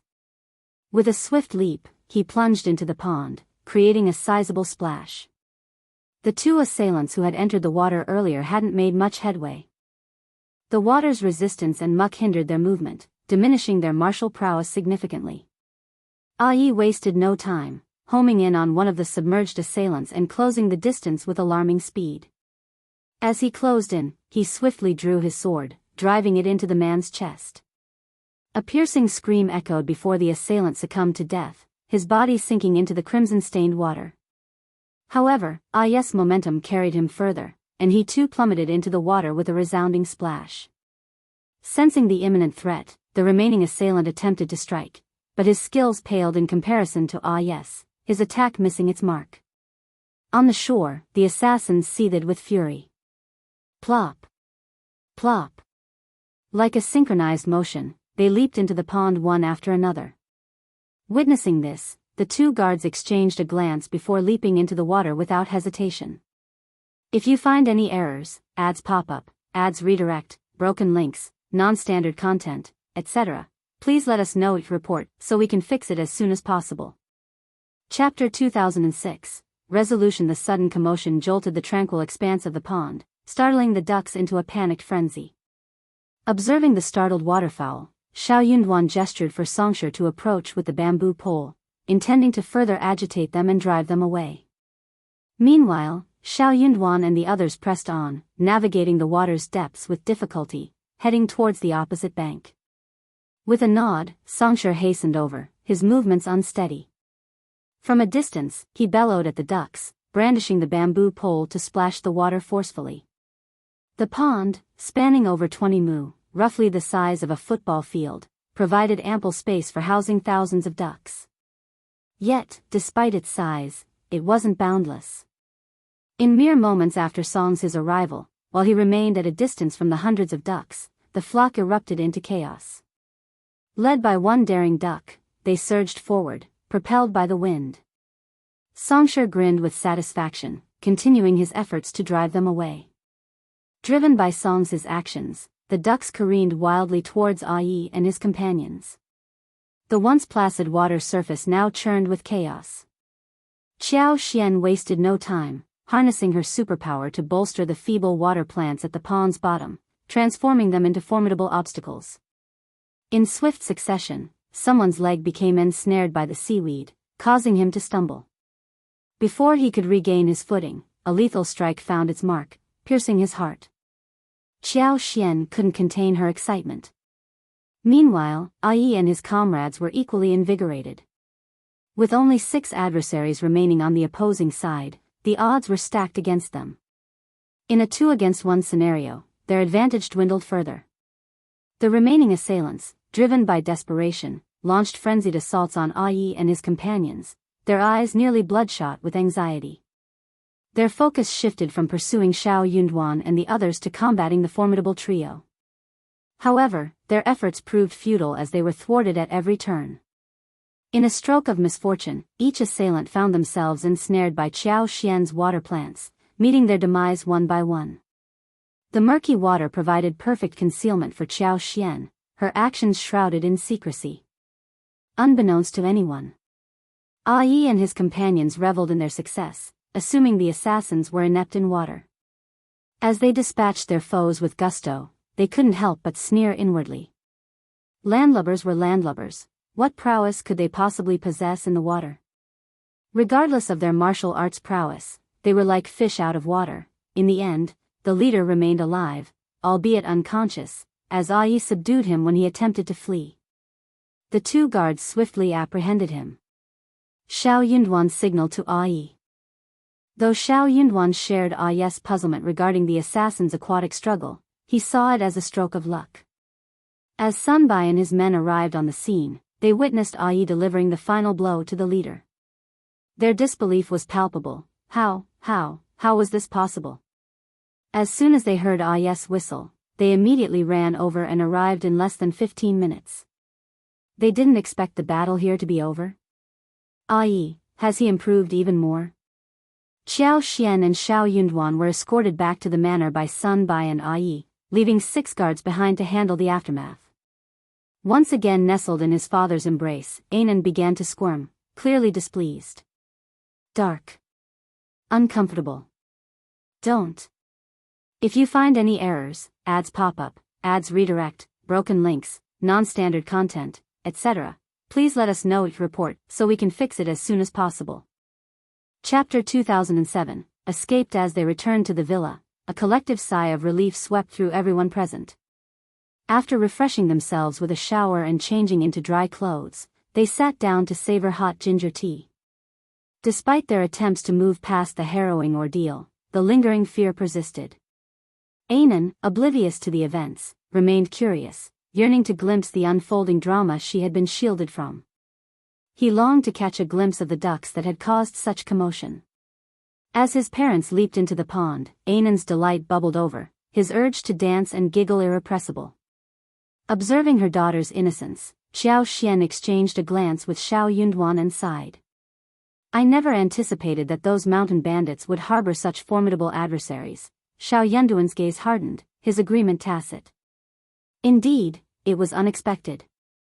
The intensity of their assailants' hatred was unmistakable, indicating a deep-rooted vendetta against Xiao Yunduan, likely stemming from their ties to the mountain bandits. Despite their victory over the bandit threat and the apparent jubilation that followed, Xiao Yunduan, Sun Bai, Sun Qian, and Jing Sang knew better than to underestimate their enemies. They understood that not everyone would be eradicated in their conquest. Despite outward appearances of triumph and security, there lingered a sense of unease. However, Jing Sang and his associates remained vigilant, conducting thorough investigations for an extended period. During this time, no one dared to let their guard down. Contrary to appearances, Meng Wanfu's men didn't truly depart. Instead, they dispersed covertly, collaborating with Zheng Sang's team to root out any remaining threats. Their efforts yielded results. Those discovered and evading capture met swift justice, either falling on the spot or being apprehended for hard labor. Only after exhausting all avenues and confirming the absence of any lingering threats did activity gradually cease. Eventually, Meng Wanfu's operatives departed, returning to deliver their findings. Although this didn't guarantee the complete eradication of all potential threats, any remaining individuals were either skilled in concealing their identities and had fled An's province, never to return, or were inconsequential figures. While once invisible within the bandit stronghold, after its destruction, they could only evade detection through careful concealment. Nonetheless, they lacked the capacity to exact revenge. That's why Xiao Yunduan decided to relocate his wife and child to Liuhe Manor. Unexpectedly, trouble found them here. Thankfully, surviving such a perilous ordeal gave them reason to reflect later. Taking Xiao Xian's hands in his own, Xiao Yunduan offered gentle reassurance. The assailants today were skilled fighters, but we've managed to catch most of them. I believe this is an isolated incident. There's no need to fear, my dear wife, no more threats will come. Any further breaches of security would be a failure on his part as the prefect lord. Xiao Yunduan couldn't entertain the idea that Jing Sang, Sun Bai, and Sun Qian were incompetent. He trusted them implicitly. In truth, he was taken aback by the day's events. Xiao Xian's smile faltered slightly as she confessed, I'm not afraid, but witnessing such violence firsthand has left me unsettled. Recalling the tense moments of the ordeal, she felt a shiver run down her spine. Xiao Yunduan sensed her unease, his heart melting at the sight. His wife must have been deeply shaken by the events. He wondered if she would struggle with nightmares in the nights to come. He resolved to offer her comfort and companionship in the days ahead, particularly during the nights. If you find any errors, ads pop up, ads redirect, broken links, non-standard content, etc., please let us know it report so we can fix it as soon as possible. Chapter 2008, It's actually him. Yes, luck was certainly on our side, Xiao Yunduan remarked, feigning obliviousness to Xiao Xian's nervousness. With a playful tone, he added, It's no wonder my mother always said you were blessed. Xiao Xian chuckled. I beg to differ. Xiao Yunduan joined in her laughter. Perhaps you're right. As they conversed, Sun Bai requested an audience, prompting Xiao Yunduan to invite him in. Xiao Xian excused herself, mentioning she would check on their son. Though Xiao Yunduan never kept secrets from his wife, and Sun Bai and their close confidants were aware of this, Zhao Xian preferred not to involve herself in certain matters. Indeed, Sun Bai's visit concerned the captured assassin. Upon learning the reason for Sun Bai's presence, Xiao Yunduan felt a chill run down his spine. He followed Sun Bai to a secluded area of the villa, where the survivor, knocked unconscious by Ai, was held captive and being interrogated by Sun Bai himself. To everyone's astonishment, when the veil was removed from the masked assassin in green, they were shocked to find the third old master of the Mei family beneath. Sun Bai and the others, who had encountered the third old master Mei before, were taken aback by the revelation. Despite their efforts to interrogate him, the third old master Mei remained stoic and unyielding, offering no response to their inquiries.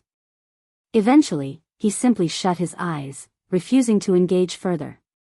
Recognizing the urgency of the situation, Sun Bai instructed his men to keep a vigilant watch over the captive while he hastened to report to Xiao Yunduan. Equally surprised, Xiao Yunduan wasted no time. He immediately dispatched Ai to inform Jia Heming at the government office of the startling discovery. Xiao Yunduan instructed Jia Heming to summon the Mei family's masters and stewards back to the government office for further investigation, particularly focusing on the two old masters of the Mei family. Instructing discretion, Xiao Yunduan emphasized the importance of maintaining a low profile and avoiding unnecessary attention.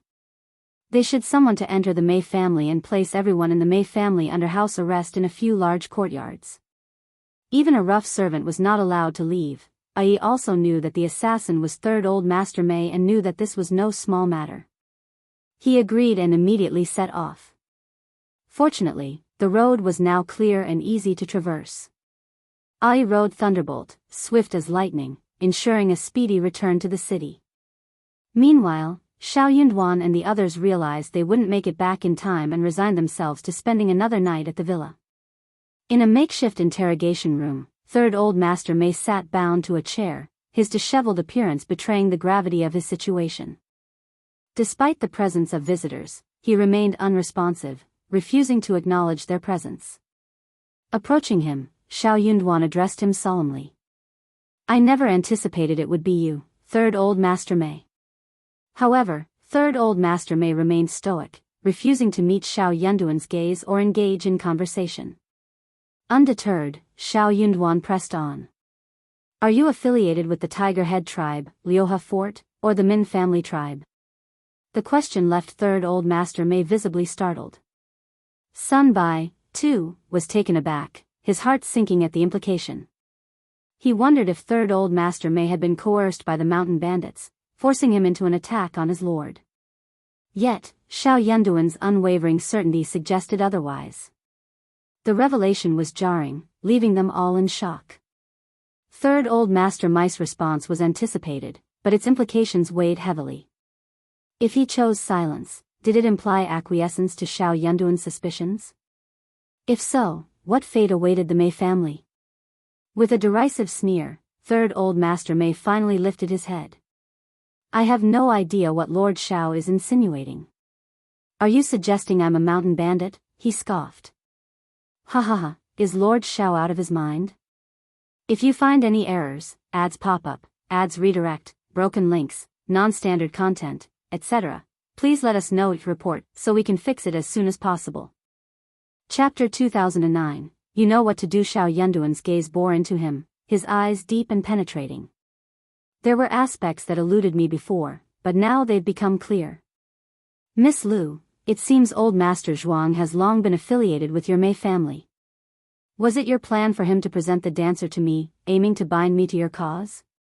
Third old master Mei was startled, taken aback by the astuteness displayed by the young Lord Xiao. Of course, he couldn't admit to such manipulation. "Lord Xiao, you misunderstand. While it's true we seek to align ourselves with you, it's because of your evident talents at such a young age. Your future prospects are undoubtedly promising. For the Mei family, having you as an ally would be immensely advantageous. Is that so surprising?" Yet, as he spoke, third old master Mei felt a surge of indignation.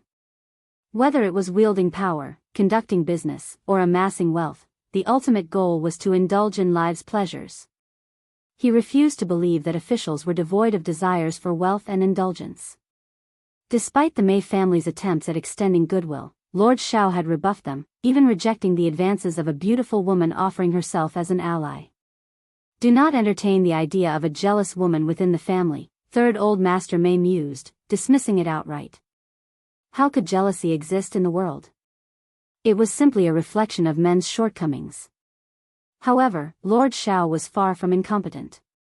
If he were, how many individuals in this world could be considered competent? His rejection of the Mei family's offers left Third Old Master Mei feeling frustrated. It seemed Lord Xiao's refusal was resolute. The presence of such an enigmatic figure was infuriating. Realizing their attempts at extending goodwill and seeking protection were futile, the Mei family took a gamble. But they never anticipated failure at the final hurdle. Reflecting on this, Third Old Master Mei grappled with profound dissatisfaction. He couldn't comprehend how their carefully laid plans had been uncovered. Moreover, their defeat at the hands of just 3 opponents was a bitter pill to swallow. In his grief and indignation, Third Old Master Mei questioned whether good fortune truly existed in this world. It was too absurd. This was the first time he had been defeated in such a cowardly manner. Yet, he couldn't express his frustration. Xiao Yinduan cast a disdainful glance at him. Your words are mere sophistry. The Mei family holds significant sway in An's province, deeply embedded in its power structures. I haven't even touched the Fan family, let alone you, who have done no wrong. While you may extend friendship, you wouldn't resort to such desperate and unscrupulous measures unless under duress. A family capable of reaching the apex of its region wouldn't act impulsively. If that were the case, you wouldn't have attained your current stature. This is simply your conjecture.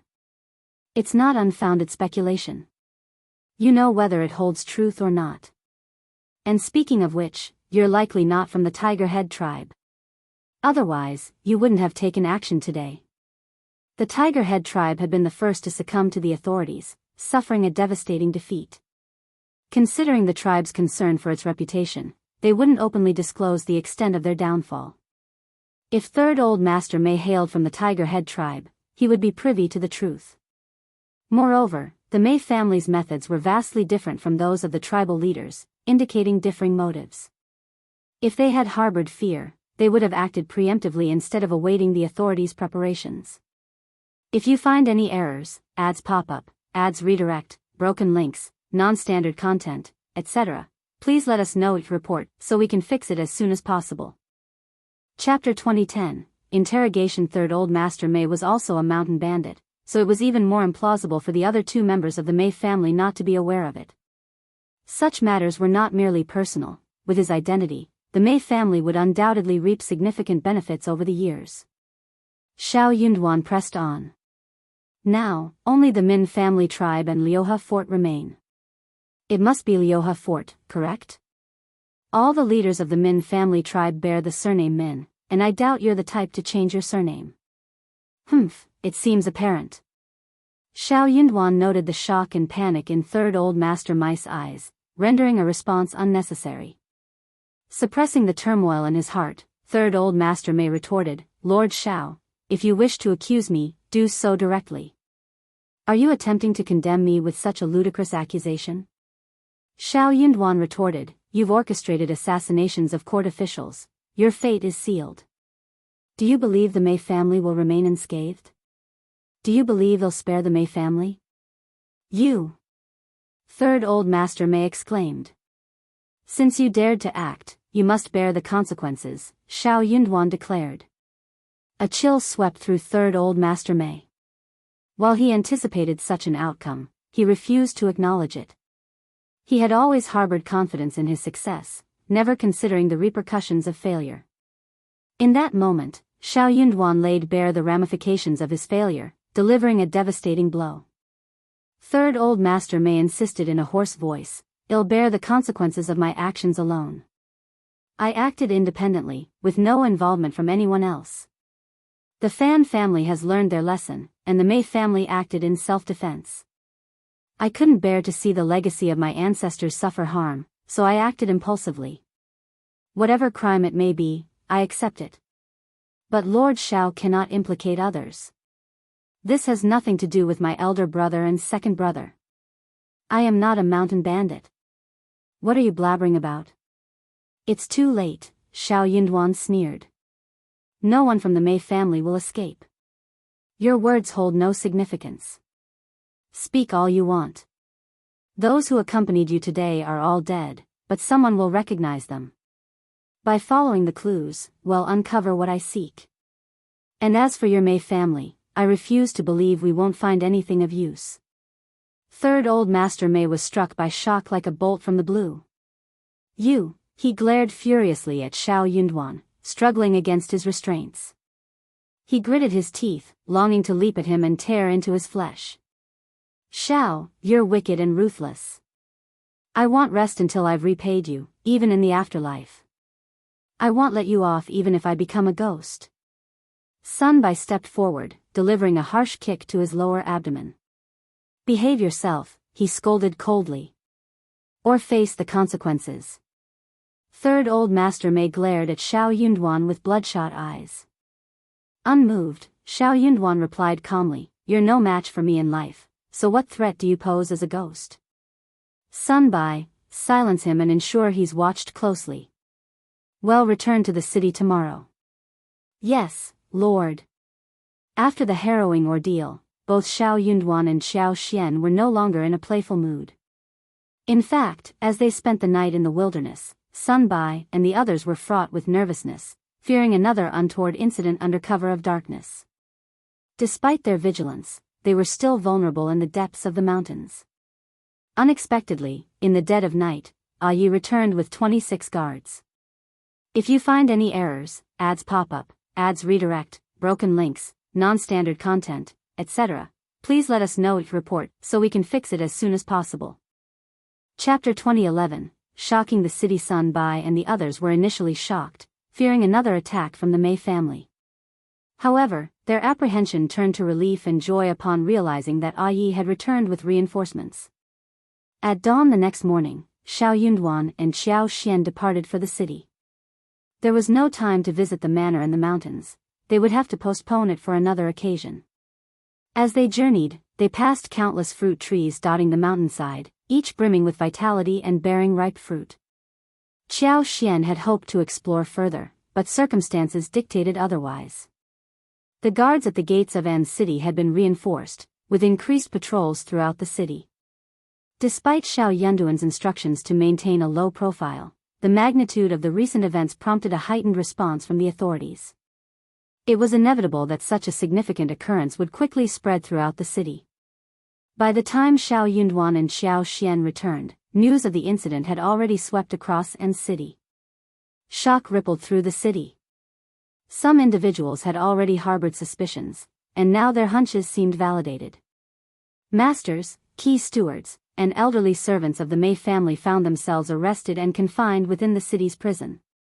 All household staff were meticulously accounted for and detained according to their rank and gender. Stewards and maids of higher status bound and gagged them to prevent collusion. The Mei family's estate was sealed shut, with strict restrictions on entry and exit. Their shops shuttered, with shopkeepers, accountants, and servers all escorted back to the family residence and incarcerated separately. Manor managers associated with the Mei family faced a similar fate, though close relatives and friends of the Mei family were not detained, they were discreetly surveilled. Before Xiao Yunduan's return to the city, Jia Hemming had efficiently organized everything in an orderly manner. Upon his arrival, Xiao Yunduan wasted no time, ordering his men to investigate the identity and backgrounds of the assassins. He then tasked Jia Hemming and Sun Bai with conducting a thorough search of the Mei family's premises. Rest was out of the question. Xiao Yunduan immediately proceeded to interrogate Old Master Mei.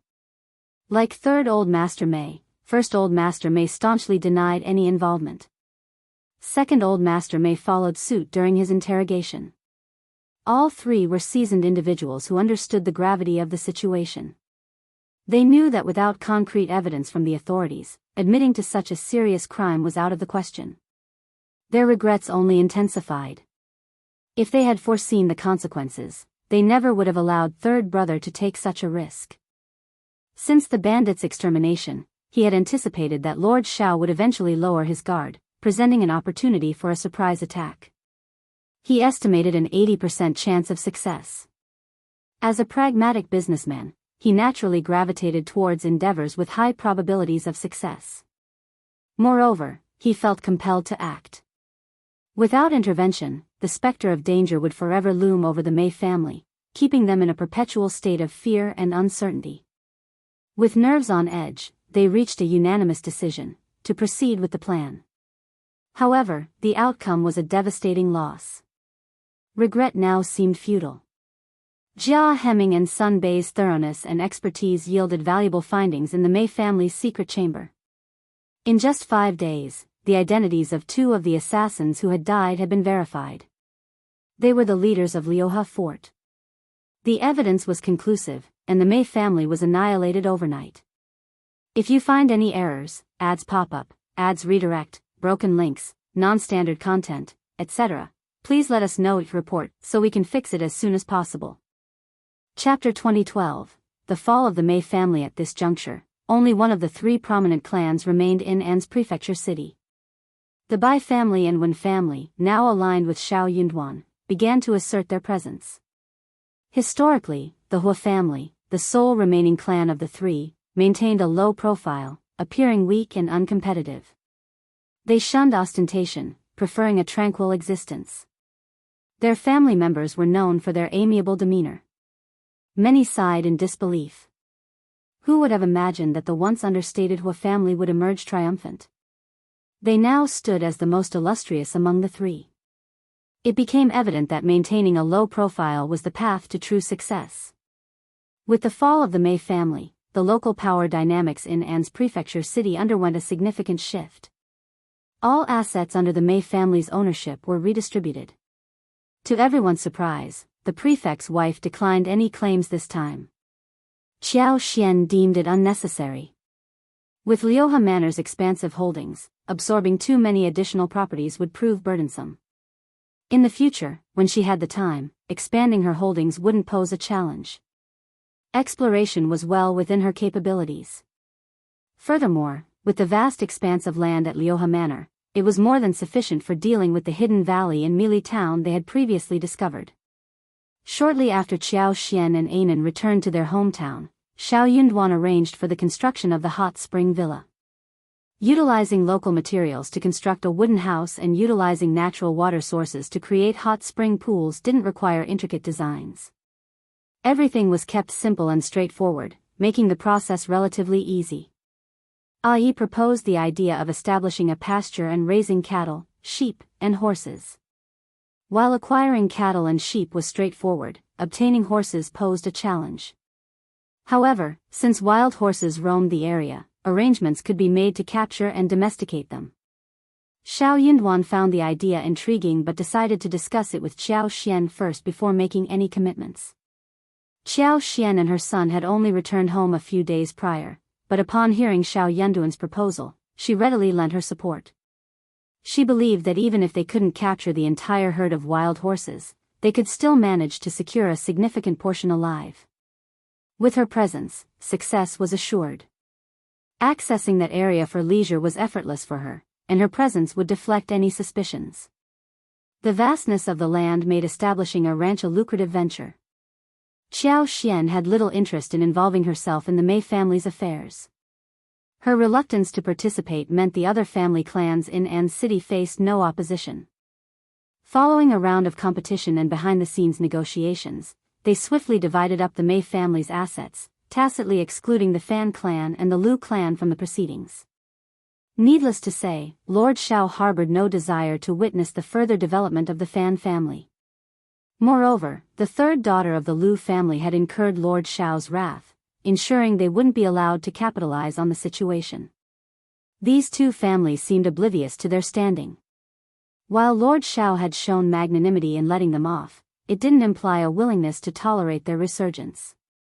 During such tumultuous times, shouldn't those with sense remain low-key and lead a discreet existence?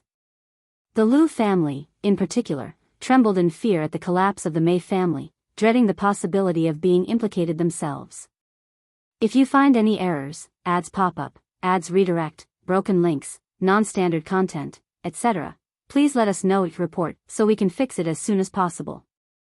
Chapter 2013. Cheap. If Xiao Yunduan were inclined to seek financial gain, he could have easily resorted to extortion, exploiting the Mei family through exorbitant demands or outright robbery. Yet, Xiao Yunduan wasn't cut from that cloth.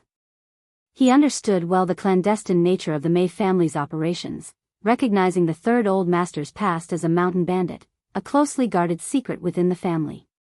This knowledge was closely guarded, even the Mei family's closest associates remained unaware. Consequently, Xiao Yunduan maintained a distance from any affiliations tied to the Mei family. Despite some feeling remorseful and attempting to assuage their guilt through clandestine gifts to his office, Xiao Yunduan rebuffed such attempts. Among the gift-givers were the Lu family, though Xiao Yunduan declined their offerings. He discerned the Lu family's innocence in the affair, causing them to breathe a sigh of relief. Observing the Mei family's business heading for auction, the Lu family saw an opportunity to engage without fear of reprisal. In accordance with tradition, the properties up for auction were notably affordable, making them an enticing investment opportunity. Who wouldn't seek to capitalize on such advantageous circumstances? However, to their dismay, they found themselves shunned by other influential family clans, receiving no semblance of respect. The Lu family seethed with anger and resentment. In the past, when the Mei family held sway, no one in An's province would have dared to treat them with such disdain. The Lu family felt the sting of insult added to injury, finding the behavior of others truly despicable. As the Mei family's kin by marriage, they felt entitled to assume control of the family's affairs. Why were they summarily excluded? Their indignation simmered, and they contemplated lodging a complaint with Lord Xiao at the state government office. Yet, fear held them back from taking such bold action. Thus, the Lu family harbored deep regret. If only their daughter had chosen to align herself with Lord Xiao earlier, they lamented, no one would dare to slight the Lu family in this manner. The Lu family found themselves teetering on the edge of temptation, eager to act but restrained by apprehension. Similarly, the Fang clan felt the pull of opportunity but faced the bitter taste of rejection. Their frustration mirrored that of the Lu family. However, unlike the Lu family's emotional investment, the Fan family had approached the situation with measured expectations. Their disappointment, therefore, was tempered by foresight, unlike the Lu family's raw indignation. Fan Ruyan couldn't resist stoking the flames of resentment in front of old lady Fan. Imagine if Ruerue were to marry Lord Xiao.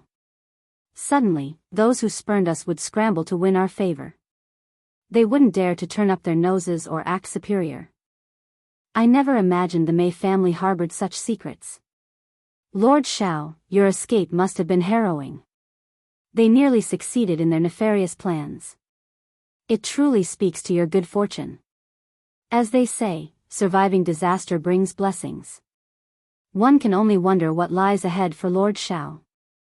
Mother, if Ruerue were to align with him, it could only benefit our family.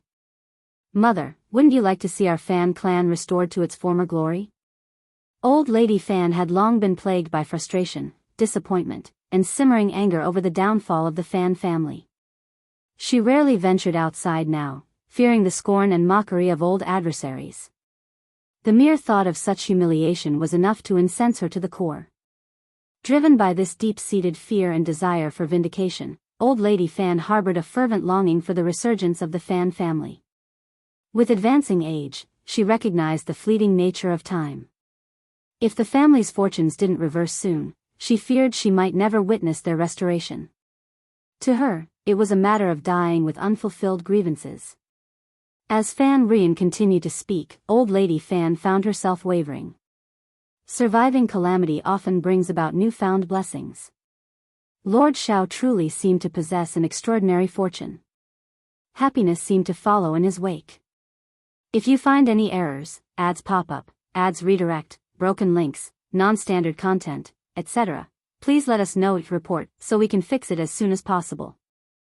Chapter 2014. The most easy way is of a marriage alliance for the Fan family to reclaim its former status. Relying on conventional methods of gradual progression seemed utterly futile.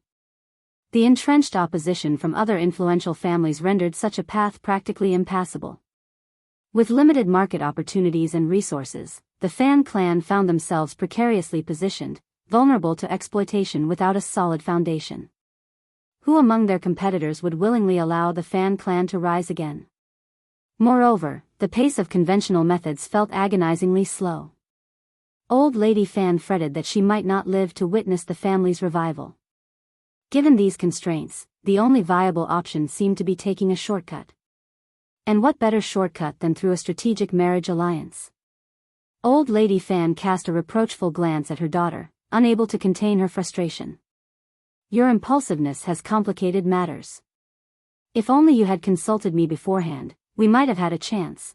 Now, with Biyao impending ridicule looming, mother and daughter found themselves united in their predicament. Lord Xiao's public rebuke had further cemented their unfavorable impression of him. Changing their stance would prove challenging, to say the least. Mom, they say sincerity can soften even the hardest of hearts. Lord Xiao may seem stern, but who doesn't know his virtues? Rui holds him in the highest regard, her admiration unwavering. Surely, he must be moved by such genuine admiration. Fan Rian's eyes gleamed with hope as her mother began to entertain the idea. She spoke with fervor, fueled by her conviction. Old Lady Fan regarded her daughter with a mixture of bemusement and concern. What had spurred this sudden enthusiasm?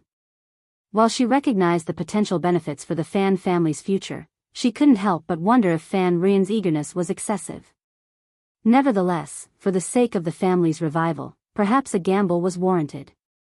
Yet, she couldn't shake off her reservations about her daughter's fervor. Old Lady Fan's expression turned stern as she admonished, "Enough with your impulsiveness. I don't understand what's gotten into you both. Your antics have already made us the talk of the town. Let the dust settle. Rui is only 15, there's no rush." Fan Rian said sheepishly, "I was just thinking that since Madame Xiao isn't here and Lord Xiao doesn't have any concubines to serve him, this is a good opportunity." Who knows, Old Lady Fan sneered. Lord Xiao doesn't have any concubines on the surface, but all the maids in the room are at his command. How naive. Do you really think that he has no one to serve him? He just doesn't tell anyone. Fan Rian had never thought that this would happen. She was stunned. That can't be, right? If so, why didn't Lord Xiao tell us? It's not like it's a secret, Old Lady Fan remarked knowingly. There's not a cat in this world that doesn't eat fish. With a pointed glance at Fan Rian, she seemed to convey, you still have much to learn. Lord Xiao is a capable man. How could he not be aware? As for his silence, who's to say? Perhaps he deems it unnecessary, or maybe he's simply too indifferent to bother, or he might even be cultivating a reputation for his devout silence. Fan Rian hesitated, considering the possibilities. She leaned towards the first reason, unable to fathom a man striving for a reputation based on silence. What kind of reputation was that, indeed? Fan Rian couldn't contain her curiosity and pressed Old Lady Fan for answers, impatient for progress. But what could Old Lady Fan do? Though she cherished her daughter, Old Lady Fan found herself increasingly vexed by her persistence. If you find any errors, ads pop up, ads redirect, broken links, non-standard content, etc., please let us know it report so we can fix it as soon as possible. Chapter 2015, Truly Worthy. In the end, Old Lady Fan impatiently scolded her daughter, insisting she compose herself. It was uncertain when, but at least a year or two would be required. They couldn't dwell on it incessantly.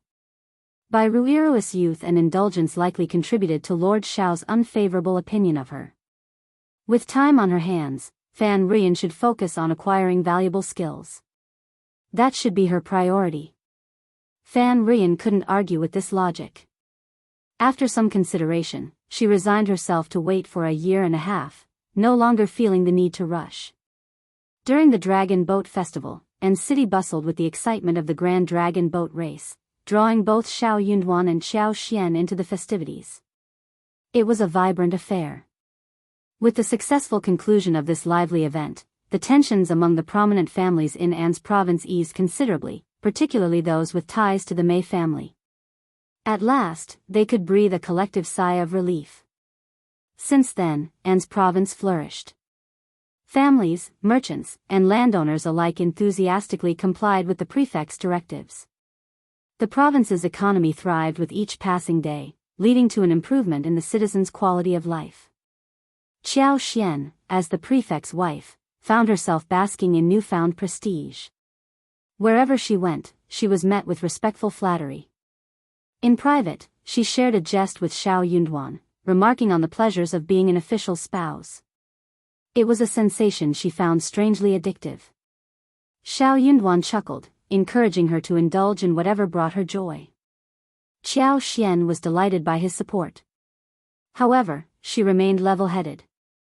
She had no interest in abusing her power. Instead, she preferred to oversee industry and relish the tranquil life of raising children in the countryside. Hunting, in her opinion, was the epitome of relaxation. Qiao Xian found herself deeply satisfied with the man's demeanor.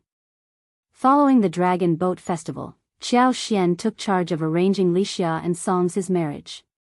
For Lixia's dowry, Qiao Xian spared no expense. It included a lavish assortment of items, 40 sets of clothing for all seasons, 20 sets of fine silks, and 20 sets of exquisite gold and silver jewelry. Among these treasures was a set of gold jewelry adorned with gems and pearls, 2 pairs of jade bracelets, a pair of heirloom bottles symbolizing prosperity, and a complete set of mahogany furniture, comprising a canopy bed, wardrobe, dressing table, chest of drawers, and standing screen. And that was merely the tip of the iceberg. Numerous smaller items and a substantial sum of 1,000 taels of silver rounded out the impressive dowry. Throughout the years, Lixia had received numerous gifts of money, silver, and various other treasures, all totaling at least 1,000 taels of silver. As for Songshi, he naturally presented Lixia with a generous betrothal gift. Having grown up alongside Lixia, their fondness for each other had blossomed over the years. Perhaps it was due to Lixia's close relationship with Qiao Xian, but regardless, Song's affection for her was genuine. In order to preserve Lixia's dignity, he spared no expense in his offerings. Apart from a few token items like wine, snacks, and candied plums, Qiao Xian held nothing back, ensuring that every gift was bestowed upon Lixia with love and care. Qiao Xian and Xiao Yunduan possessed a plethora of properties in An's province. Even if Xiao Yunduan didn't hold an official position there, someone would still need to manage these estates. Songshi might even visit occasionally. Thus, they decided to acquire a house in An's province. The property wasn't extravagant, occupying less than 2 mu of land. It comprised a dozen or so well-built houses, with a spacious backyard that could easily be transformed into a charming garden. What made this residence truly remarkable was its proximity to the state government office, providing unparalleled convenience for Xiao Yunduan and Lixia to commute between their home and work. If you find any errors, ads pop up, ads redirect, broken links, non-standard content, etc., please let us know your report so we can fix it as soon as possible. Chapter 2016, Lixia gets married. Given their busy schedules, Qiao Xian and Xiao Yunduan enlisted the help of a maid and a valet to manage household tasks. Additionally, they hired a kitchen maid to tend to cooking and laundry duties. In the latter part of the previous year, Songshi had diligently overseen the renovation of their new home, ensuring it was ready for Lixia's wedding. The festivities surrounding Lixia's nuptials were joyous and spirited, drawing envy from both the staff within the state office and residents of An's prefecture city. The abundance of dowry items far surpassed anything seen in even the wealthiest households. The wives of the state office clerks couldn't help but feel envious and resentful. They knew that when their own daughters married in the future, they wouldn't hold a candle to Lixia, a mere maid. The prefect's wife had been exceedingly generous. As Lixia bid farewell to the pavilion, tears welled in her eyes as she bowed deeply to Qiao Xian and Xiao Yunduan, expressing her heartfelt gratitude. Back when she was purchased from the human broker by her master, Lixia had only dared to hope for an existence free from beatings and scoldings. Who could have imagined that such a day would dawn upon her? Following her marriage, Lixia assumed the role of Qiao Xian's wife while still managing household affairs. Qiao Xian also broached the topic with Mianmian and Yi, expressing her desire to arrange weddings for them as well. However, Mianmian expressed a reluctance to marry just yet, preferring to continue working for a few more years. Xiao Xian respected her wishes and conceded with a smile, assuring her that she could marry whenever she felt ready. Despite their unmarried status, it was widely acknowledged that Mian Mian and Yi were a couple. Yi, being straightforward, didn't seem bothered by the delay. He would likely wait patiently, even if it meant another 10 years. As for Lixia, although he showed no inclination towards marriage, his age indicated that he could only remain unmarried for another 2 years at most. Meanwhile, despite the gradual accumulation of experience by Kaihua, Kaiyue, and others, the household still faced a shortage of manpower. Continuing her efforts to bolster the household, Xiao Xian purchased 3 12-year-old girls named Xiaoman, Dongji, and Xiaoxue. Following Lixia's marriage, not only Lixia but also Kaiyun and Kaiyue suddenly found themselves inundated with suitors. Xiao Xian couldn't help but feel torn between laughter and tears at the sudden surge of attention. Yet, such reactions were only natural. Even families of moderate wealth might not offer the same lavish dowry as Lixia's. It was inevitable that many would be tempted. Beyond the dowry, the savings and possessions accumulated over time were not insignificant either. Xiao Xian found herself cautioning Lixia and the other girls not to be swayed by sweet words from men. Marriage was on the horizon for them, and they deserved substantial dowries just like Lixia. Lixia had followed Xiao Xian through thick and thin, and even Kaiyun and Kaiyue had amassed considerable dowries. Given these circumstances, it was difficult to discern whether suitors were drawn to the individuals themselves or their wealth. At the very least, the girls needed to carefully assess each suitor, considering not only their intentions but also the dynamics within the suitor's family. Compatibility with potential in-laws was just as crucial as the character of the suitor. At the very least, a suitor shouldn't be a troublemaker, right? Xiao Xian cautioned Lixia and the others against being swayed into marriage hastily. Regretting such a decision later on would be too late. Her words resonated with Lixia and the others, who immediately regained their clarity of mind. In mid-June, Lu Changming and Song Guangyao sent word that the results of the spring quarter examinations were in. Lord Xiao's cousin, Xiao Lulang, had achieved the status of an intermediate advanced scholar. Having received the 8th grade doctorate in 5 sutras from the Hanlin Academy, he was now considered to have established himself in the capital. If you find any errors, ads pop up, ads redirect, broken links, non-standard content, etc., please let us know your report so we can fix it as soon as possible. Chapter 2017, Not Lucky. Lord Xiao, renowned for his expertise in the 5 sutras, deliberately maintained a low profile, never alluding to his connection with Xiao Yunduan.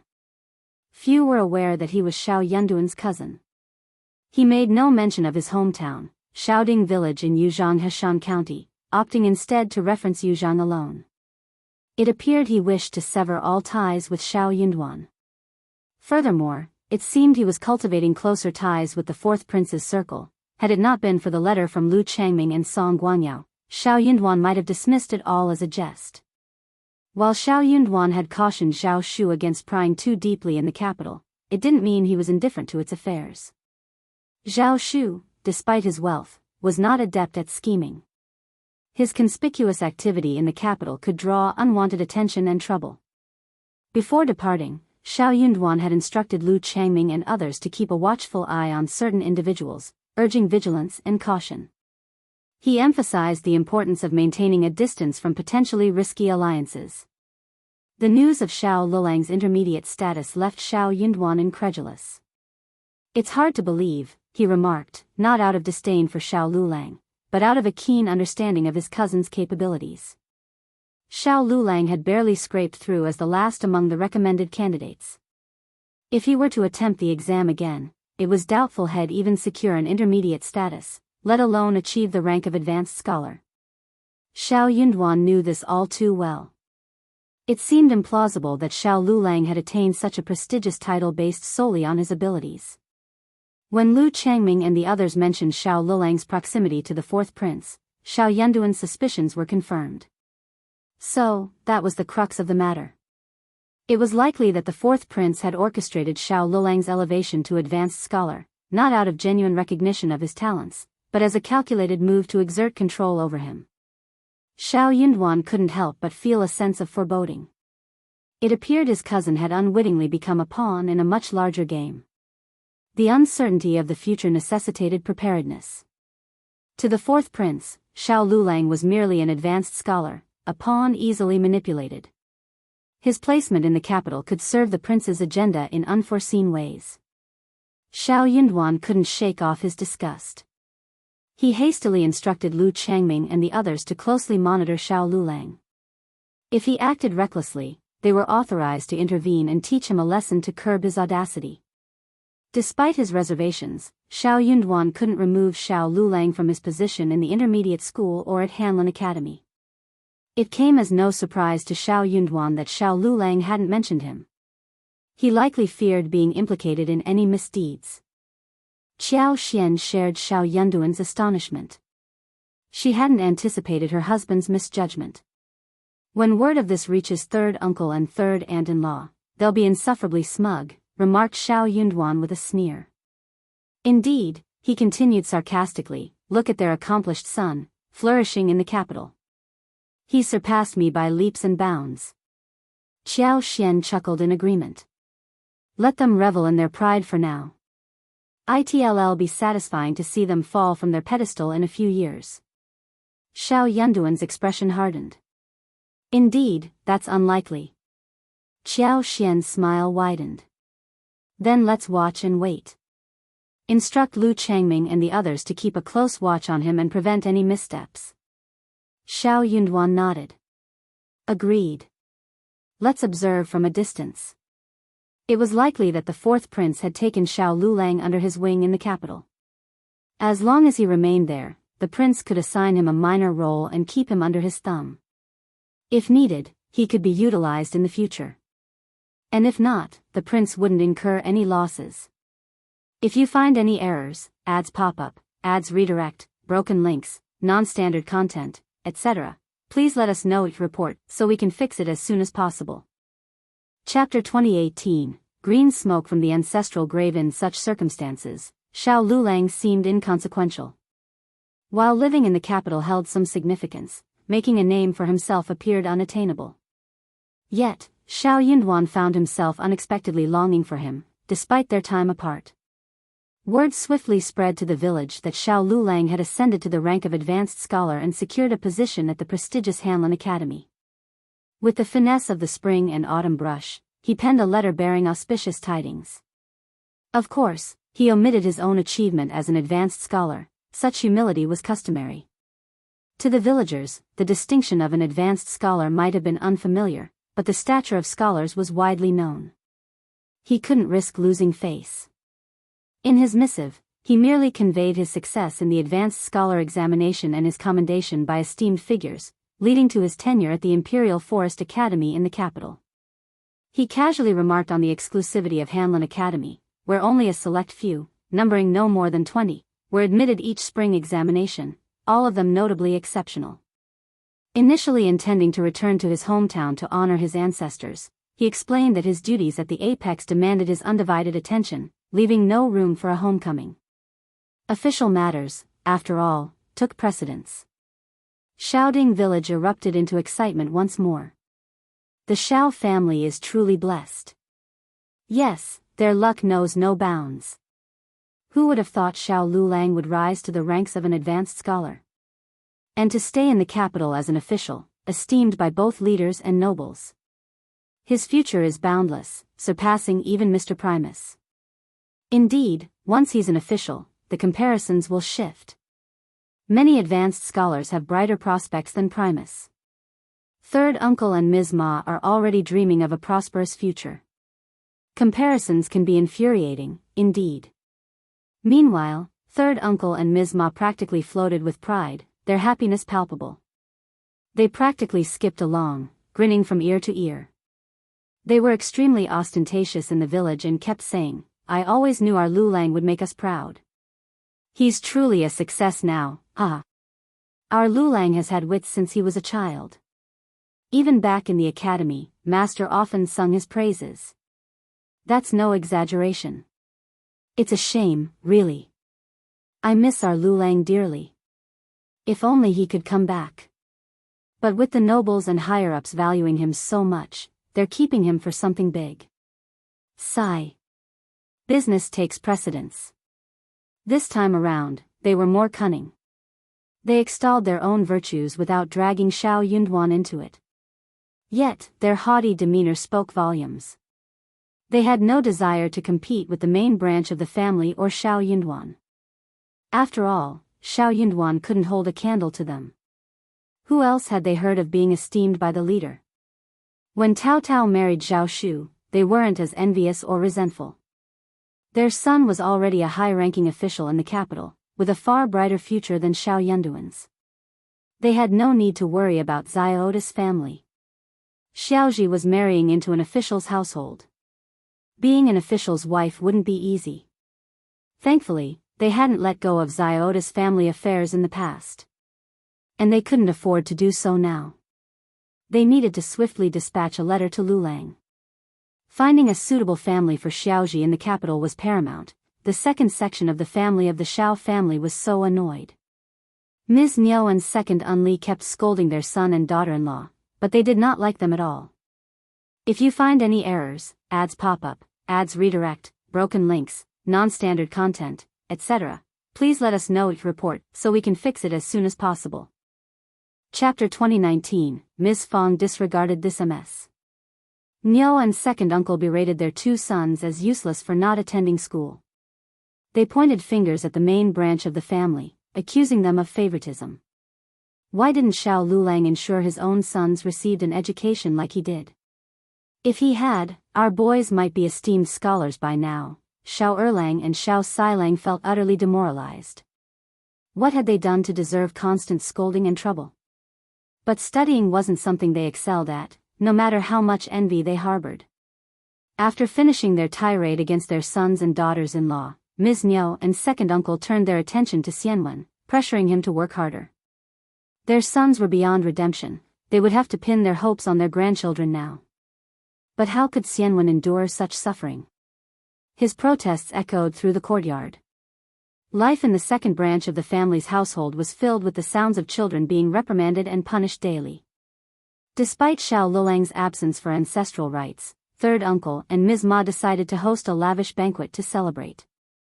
However, this posed a slight dilemma. When Xiao Lulang first arrived in the capital, he essentially depleted their household funds to ease his transition. While their family still lived comfortably, their coffers were noticeably lighter. Hosting a lavish banquet seemed out of reach. Unperturbed by formality, they approached the main branch of the family with a sense of righteousness. After all, Lulang was also a nephew of the main branch. His success would undoubtedly benefit them too. And Lulang's prospects far outshone those of Xiao Yunduan. They planned to seek Yunduan out, relying on Lulang to provide for them. Given the main branch's ample resources, it was only natural for them to foot the bill for the celebration. Miss Fang felt no envy as she observed the couple's jubilant antics around the village. She found it rather amusing. Instead, she used them as a cautionary tale for her own children and their spouses. Never become so arrogant as to forget your roots. Xiao Lulang wouldn't get far in his career with parents like that. They couldn't be a burden to Xiao Yunduan, but Miss Fang wasn't about to let them off the hook so easily, especially when they had such a grand scheme in mind. As the elder aunt and uncle of Xiao Lulang, it was expected that Miss Fang and eldest uncle would offer him financial support as a gift. By rural standards, presenting him with 3 taels of silver would be considered quite substantial. With a gleeful demeanor, Ms. Fang generously offered 50 taels of silver to the affluent family.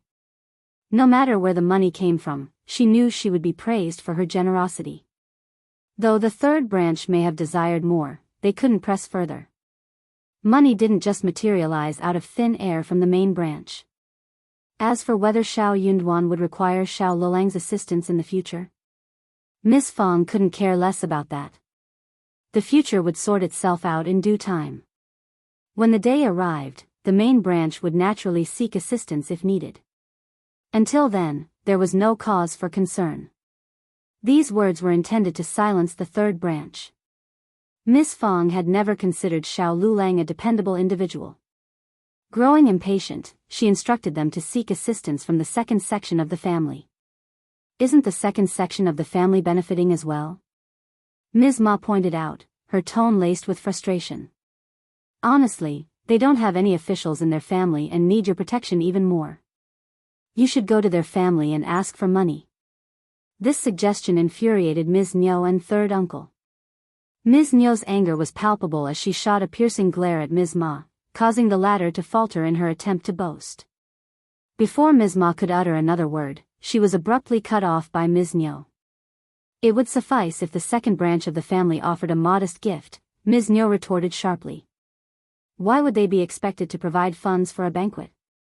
If you find any errors, ads pop up, ads redirect, broken links, non-standard content, etc., please let us know your report so we can fix it as soon as possible. Chapter 2020. Anyone would get tired of it since the second branch of the family wasn't forthcoming with assistance, and Ms. Fang wasn't cooperating. Ms. Ma and third uncle begrudgingly accepted the 50 taels from Ms. Fang and added another 10 taels to fund the banquet. Hosting a banquet for 60 taels of silver was already quite a feat for country folk. Yet, Ms. Ma and third uncle couldn't shake off their disappointment, knowing it paled in comparison to the grandeur of Xiao Yunduan's hometown banquet. All they could do now was wait. When Lulang returned in the future, they vowed to make it up to him. No matter how festive, every celebration had its end. The banquet of the third branch came and went, and well-wishes abounded. Gradually, people returned to their own lives, paying less attention to the matter. But not Ms. Ma and third uncle. The couple appeared intoxicated with joy, parading around with their heads held high, eagerly awaiting flattery and praise. Initially, others indulged them, offering compliments out of courtesy. They feigned envy and admiration, playing along with their charade. But such flattery grew tiresome over time. Eventually, even the most patient souls would tire of it. However, Xiao Lulang's high-ranking status in the capital's hierarchy made him untouchable, dissuading anyone from offending him easily. Consequently, when others spotted Ms. Ma and third uncle from a distance, they conveniently averted their gaze, lowered their heads, and hastened away. Noticing the avoidance, Ms. Ma and third uncle grew increasingly irked, venting their frustrations in private. Their most common refrain was the wait-and-see series. They vowed that when Lulang returned, none of these people would dare to approach him if he had the power. And if they had the means, they wouldn't need to rely on their family support in the future. Meanwhile, at the main branch of the family, Xiao Yunduan dispatched someone to fetch Ms. Fang and eldest uncle for a brief visit at the end of June. Ecstatic, Ms. Fang and eldest uncle couldn't contain their joy. Of course, they would eagerly accept the invitation to their son's abode. The entire family accompanied them, leaving only a caretaker and Chunyu behind to tend to the household. Before departing, Ms. Fang instructed the land officer to look after their affairs and reminded the housekeeper to defer to the main branch's authority, ensuring no decisions were made without their consent. If anyone dared to stir up trouble, they would seek justice from the land officer, a clear indication of their vigilance against the third branch of the family. It was evident that they were wary of potential disruptions from the third branch, as they were the only ones audacious enough to instigate conflicts with the main branch. Unless eldest uncle passed away one day, the animosity from the third branch would continue unabated, resulting in occasional flare-ups. They couldn't seem to learn their lesson. When Xiao Yunduan sent for them, the entire first branch of the Xiao family eagerly packed their belongings and embarked on the journey with 2 large carriages, one for the maids and the other for Xiao Yunduan and Xiao Xian. Accompanied by 10 mounted guards, they set out. This spectacle evoked envy and admiration from the villagers. Those who had once believed Xiao Lulang held more promise than Xiao Yunduan underwent a change of heart. They now saw the superiority of Xiao Yunduan. After all, he was the primus. When he returned to his hometown to honor his ancestors, it would undoubtedly be a grand affair. Having served as an official in the capital and now serving as a local magistrate, he was accruing valuable experience. It was only a matter of time before he ascended to a higher position in the capital. Moreover, the fact that his parents dispatched so many people to fetch his family back suggested they were in good spirits and enjoying prosperity. If you find any errors, ads pop up, ads redirect, broken links, non-standard content, etc., please let us know your report so we can fix it as soon as possible. Chapter 2021. still unruly in comparison, Xiao Lulang seemed significantly inferior. Third uncle and Ms. Ma, known for their propensity to stretch the truth, especially Ms. Ma with her loquacious nature, found themselves biting their tongues. How much of what they claimed was genuine? It seemed that if Xiao Lulang scored 1 point, the couple would undoubtedly award him 10. With this realization, they no longer feared them. However, Ms. Ma and third uncle grew agitated once more. The arrival of Ms. Fang in An's province promised to bring a lively atmosphere. Unexpectedly, in July, Zhao Shu arrived with Tao Tao. This was the epitome of a harmonious family. Ms. Fang and eldest uncle were elated. Tao Tao was equally surprised and overjoyed. Zhao Shu reveled in the company of others and radiated happiness. The back office's eastern courtyard in An's province buzzed with liveliness. Meanwhile, Zhao Shu took Tao Tao to pay respects to their ancestors at the Zhao family's ancestral home. To Zhao Mu's dismay, Zhao Shu brought along Miss Qin. Despite Zhao Mu's irritation, Zhao Shu didn't neglect him and introduced him to Tao Tao, addressing Zhao Mu as uncle. As for Miss Qin, being a mere concubine, Zhao Shu didn't even spare her a glance, let alone an introduction. Zhao Mu was seething with rage. However, Zhao Mu was keen to save face, so he refrained from speaking out. Miss Qin, on the other hand, wasn't as reserved. She erupted in anger on the spot, exclaiming, "He's your biological father." Zhao Shu, growing impatient, interrupted her sharply. "Your family is still so unruly. Is a concubine worthy of interrupting?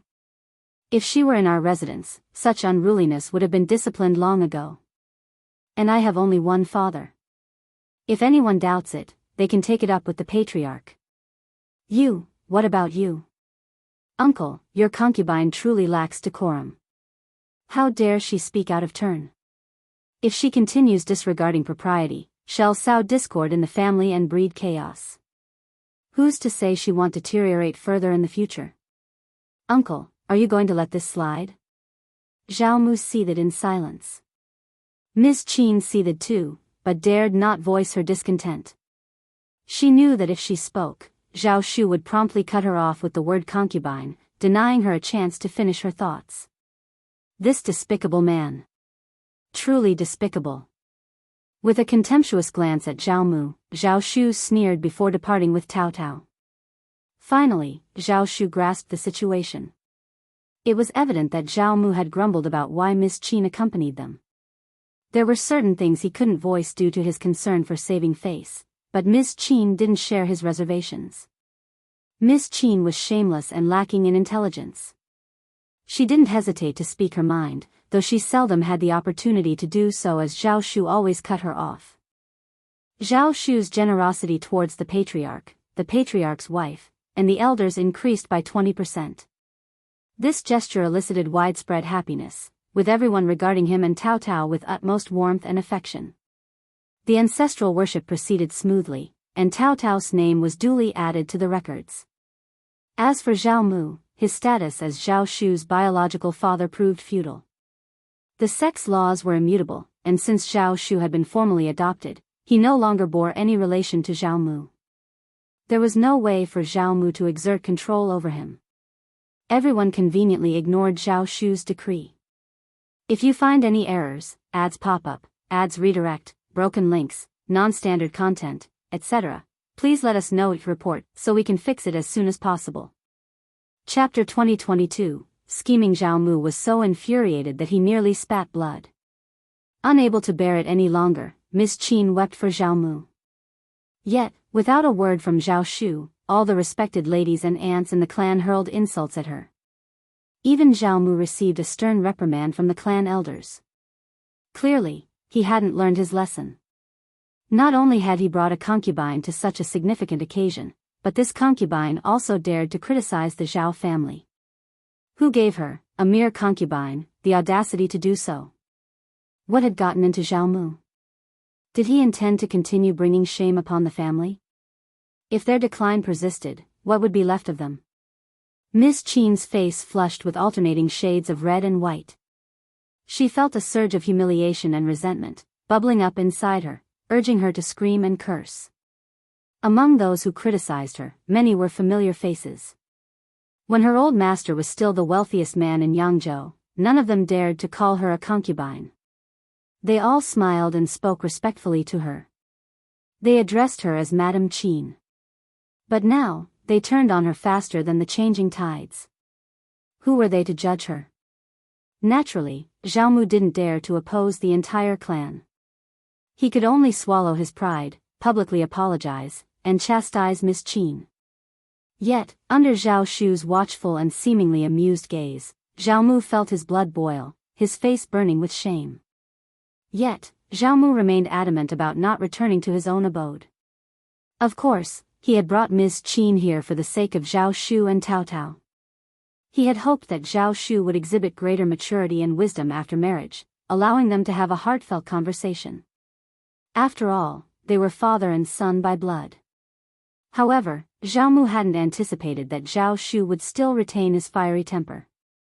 Regret gnawed at Xiaomu incessantly. He should have taken Zhao Shu under his wing instead of allowing Madame Zheng to raise him. He ought to have imparted his wisdom personally. Aside from Zhao Shu's speculated motives, there was another reason for bringing Ms. Qin along, to foster a bond between her and Tao Tao. From Zhao Mu's perspective, Xiao Tao Tao was merely a humble country girl. Zhao Shu had wedded her solely because her brother ascended to the primus position. What did she understand?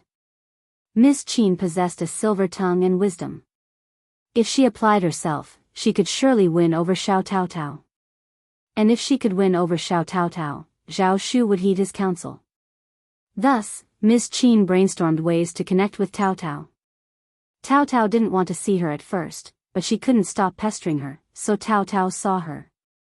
He might as well meet her and make her give up so that he could get some peace and quiet. Indeed, Ms. Qin had given up after seeing him. The countryside girl was not easy to coax at all. She was as annoying as Zhao Shu and kept saying that she had no respect for him. Concubines made her blood boil. In the end, her anger turned into anger. She couldn't take it anymore and mocked Tao Tao. Tao Tao asked someone to slap her face. Not only did Ms. Qin receive a slap, but she was also escorted by someone to lodge a complaint with the patriarch's wife, resulting in another reprimand. Even Zhao Mu wasn't spared. Both of them left, seething with indignation. Meanwhile, Zhao Shu was elated. He lingered in the capital with Tao Tao for a while, introducing her to their relatives and paying respects to their elders. Following these formalities, they returned to Jiangnan before heading to An's province. Unrestrained and carefree with Tao Tao by his side, Zhao Shu decided they would spend the Mid-Autumn Festival with Xiao Xian and Xiao Yunduan in An's province. If you find any errors, ads pop up, ads redirect, broken links, non-standard content, etc., please let us know your report so we can fix it as soon as possible. Chapter 2023, 2 years. What a stroke of luck that Miss Fang and the others happened to be here too. This was an even more delightful surprise. Following the transitional autumn, Yuezhing Xiao joined them as well. Xiao Xian, Yuezhing Xiao, and Zhao Shu resumed their business discussions. They were able to procure various goods like herbs, tea leaves, fabrics, and timber from An's province. With the collaborative efforts of both families, they could handle any quantity of goods. Their plans unfolded seamlessly. They selected a location and acquired property in An's prefecture city to establish a shop and warehouse. They made a conscious decision not to compete with businesses in An's prefecture city. Instead, they engaged in buying and selling goods outside the city, conducting their trade. Their presence was welcomed by local trading companies. Their involvement promised increased vitality in local commerce, a mutually beneficial arrangement. By mid-September, Miss Fang and eldest uncle found themselves unable to stay longer. With the autumn harvest season beckoning, they had to return home promptly. Thus, the entire family embarked on their journey back. Though there was a tinge of sadness upon parting, they found solace in the closeness they had cultivated and the newfound ease of travel between their locations. Winter gave way to spring, and time slipped by unnoticed, marking the passage of 2 years. In the 51st year of the Emperor Xian's reign, Anan had already turned 3 years old, soon to celebrate his 4th birthday in July. The lively little fellow was robust and full of mischief, keeping the east courtyard of the back office bustling with activity each day. Over the past 2 years, the economic prosperity of Ancestral had flourished remarkably. An increasing number of individuals ventured into cultivating medicinal herbs, peppers, star anise, and peppers. Many households even ventured into small-scale poultry farming, raising chickens and ducks. While the operations weren't massive, there was still a market for their produce. Qiao Xian, Zhao Shu, and Yuezheng Shao eagerly purchased these goods, provided they met their quality standards. With the proliferation of these specialty products, the local populace found themselves with more disposable income than ever before, leading to an improvement in their quality of life. The adoption of potatoes as a staple crop also gained rapid momentum. Within just 2 years, nearly every farming family had integrated potato cultivation into their agricultural practices. Larger households dedicated 4 to 5 mu of land to potato cultivation, while smaller ones allocated 1 or 2 mu. Some ambitious farmers even cultivated more, recognizing the immense benefits of this versatile crop. Truly, the success was undeniable. With its high yield and low land requirements, potatoes proved undemanding to cultivate. Minimal special attention was needed, planting and basic management sufficed. A single weeding session in the middle of its growth cycle, along with a modest application of fertilizer, could significantly boost yields. In An's province, agricultural families were scarce. Some households, despite having 12 to 13 members, owned only 3 mu of paddy fields. Previously, they struggled to enjoy a full meal of white rice throughout the year.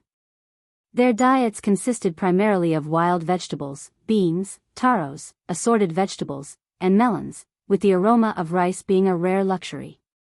Even then, for over 2 months annually, they tightened their belts, often unable to afford even porridge. A large pot of water was mostly filled with vegetables, melons, and beans, with only a meager handful of rice added sparingly. The introduction of potatoes significantly improved their circumstances. Potatoes provided an abundant and versatile staple. Their versatility allowed for consumption as both a rice substitute and a vegetable. Moreover, cultivating a small plot for medicinal herbs could yield 3 to 5 taels of silver annually. The value of a few taels of silver should not be underestimated. It significantly enhanced the quality of life for the entire family. With just 6 copper coins per kilogram of rice, they could ensure sustenance for the year. Satiated and invigorated, they embraced newfound vigor and optimism. Inspired by Lord Shao and Madame Shao, they embarked on endeavors to cultivate peppers, star anise, and rear chickens and ducks. Their future held promise. Each passing year would bring further improvements. Gratitude abounded for the benevolence of the Lord of the Prefect. If you find any errors, ads pop up, ads redirect, broken links, non-standard content, etc., please let us know each report so we can fix it as soon as possible. Chapter 2024, Emperor Xian is in danger again. Xiao Xian's business flourished, and Liuhe Manor had not only found its footing but had also expanded its operations. Meanwhile, nestled within the remote mountains of Mili Town, a hidden valley reminiscent of paradise underwent development. At the heart of this valley stood a rustic hot spring villa constructed entirely from logs. Expansive pastures dotted the landscape, where horses, cows, and sheep grazed. Each year, a portion of the livestock was sold, contributing to the manor's revenue. The horses, predominantly wild, underwent taming efforts led by Yi, Sun Bai, and Jing Sang, requiring considerable dedication and skill. These horses were truly exceptional, one-of-kind specimens, scarce and highly prized. While there were occasional sales, they were few and far between, spanning not just years but potentially decades. Annually, Qiao Xian, Xiao Yinduan, and Anan embarked on retreats to the hot springs, indulging in activities like horseback riding, lakeside leisure, fishing, hunting, and foraging for mountain treasures. The myriad experiences offered endless entertainment, leaving participants thoroughly engrossed in content. Anan took great delight in the surroundings as well. Within the hot spring villa, Qiao Xian leisurely explored the nearby mountains and valleys. During the day, he ventured out to gather mountain treasures and engage in hunting expeditions. As night fell, he returned to the tranquil confines of the valley's hot spring villa, embracing a carefree existence. Each year, he made a brief sojourn, typically spanning 7 to 8 days. Departures were always accompanied by a reluctance to leave. Qiao Xian vividly recalled the heavy snowfall of the previous winter, which arrived 2 days after their arrival. Basking in the hot springs amidst the pristine snowscape left an indelible impression, a moment of sheer wonder amidst the untamed beauty of the mountains. This experience resonated deeply with everyone present, eliciting awe and admiration. While time passed leisurely in An's prefecture city, tension and uncertainty permeated the atmosphere of the capital. The political landscape of the capital remained volatile, characterized by intrigue and disdain. Emperor Xian's precarious health condition, having teetered on the brink of death twice in the past 2 years, sent ripples of apprehension through the palace and beyond. Despite the distance, news of these developments reached Lu Changming and his associates swiftly. The power struggle between the crown prince and the other princes continued unabated, escalating with each passing day. The crown prince's position mirrored Emperor Xian's failing health. It teetered on the edge of collapse yet stubbornly refused to crumble. Over the past 2 years, the crown prince's influence had stagnated, occasionally facing rebukes from his siblings. Though fraught with nerves and fear, the crown prince's standing continued to dwindle. With Emperor Xian's close brushes with death, the other princes could no longer afford to remain passive. The prospect of waiting for Emperor Ji Xian's demise and subsequent ascension to the throne became increasingly precarious. Realizing the urgency, the second prince and third prince, initially inclined to bide their time and capitalize on internal discord, abandoned their passive stance and took proactive measures.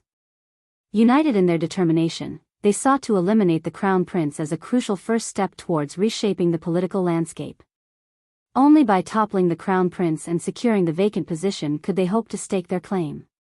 Failure to act decisively would render all efforts futile, leaving each prince to rely solely on their own abilities. The crown prince's predicament grew increasingly dire. In the spring of the 51st year of Emperor Xian's reign, Emperor Xian of Qi fell ill once more.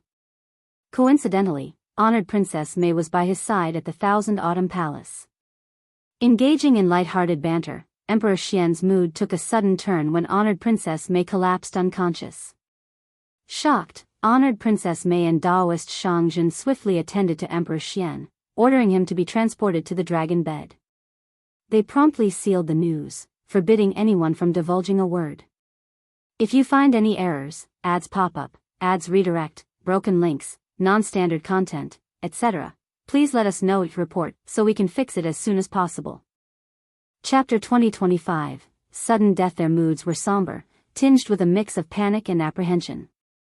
Yet amidst the panic, a subtle undercurrent of anticipation lingered. Since dispatching Daoist Shangzhen to the palace, honored Princess Mei and the fourth prince refrained from any private communication with him, abstaining from seeking his assistance. However, Daoist Shangzhen remained steadfastly aligned with their cause.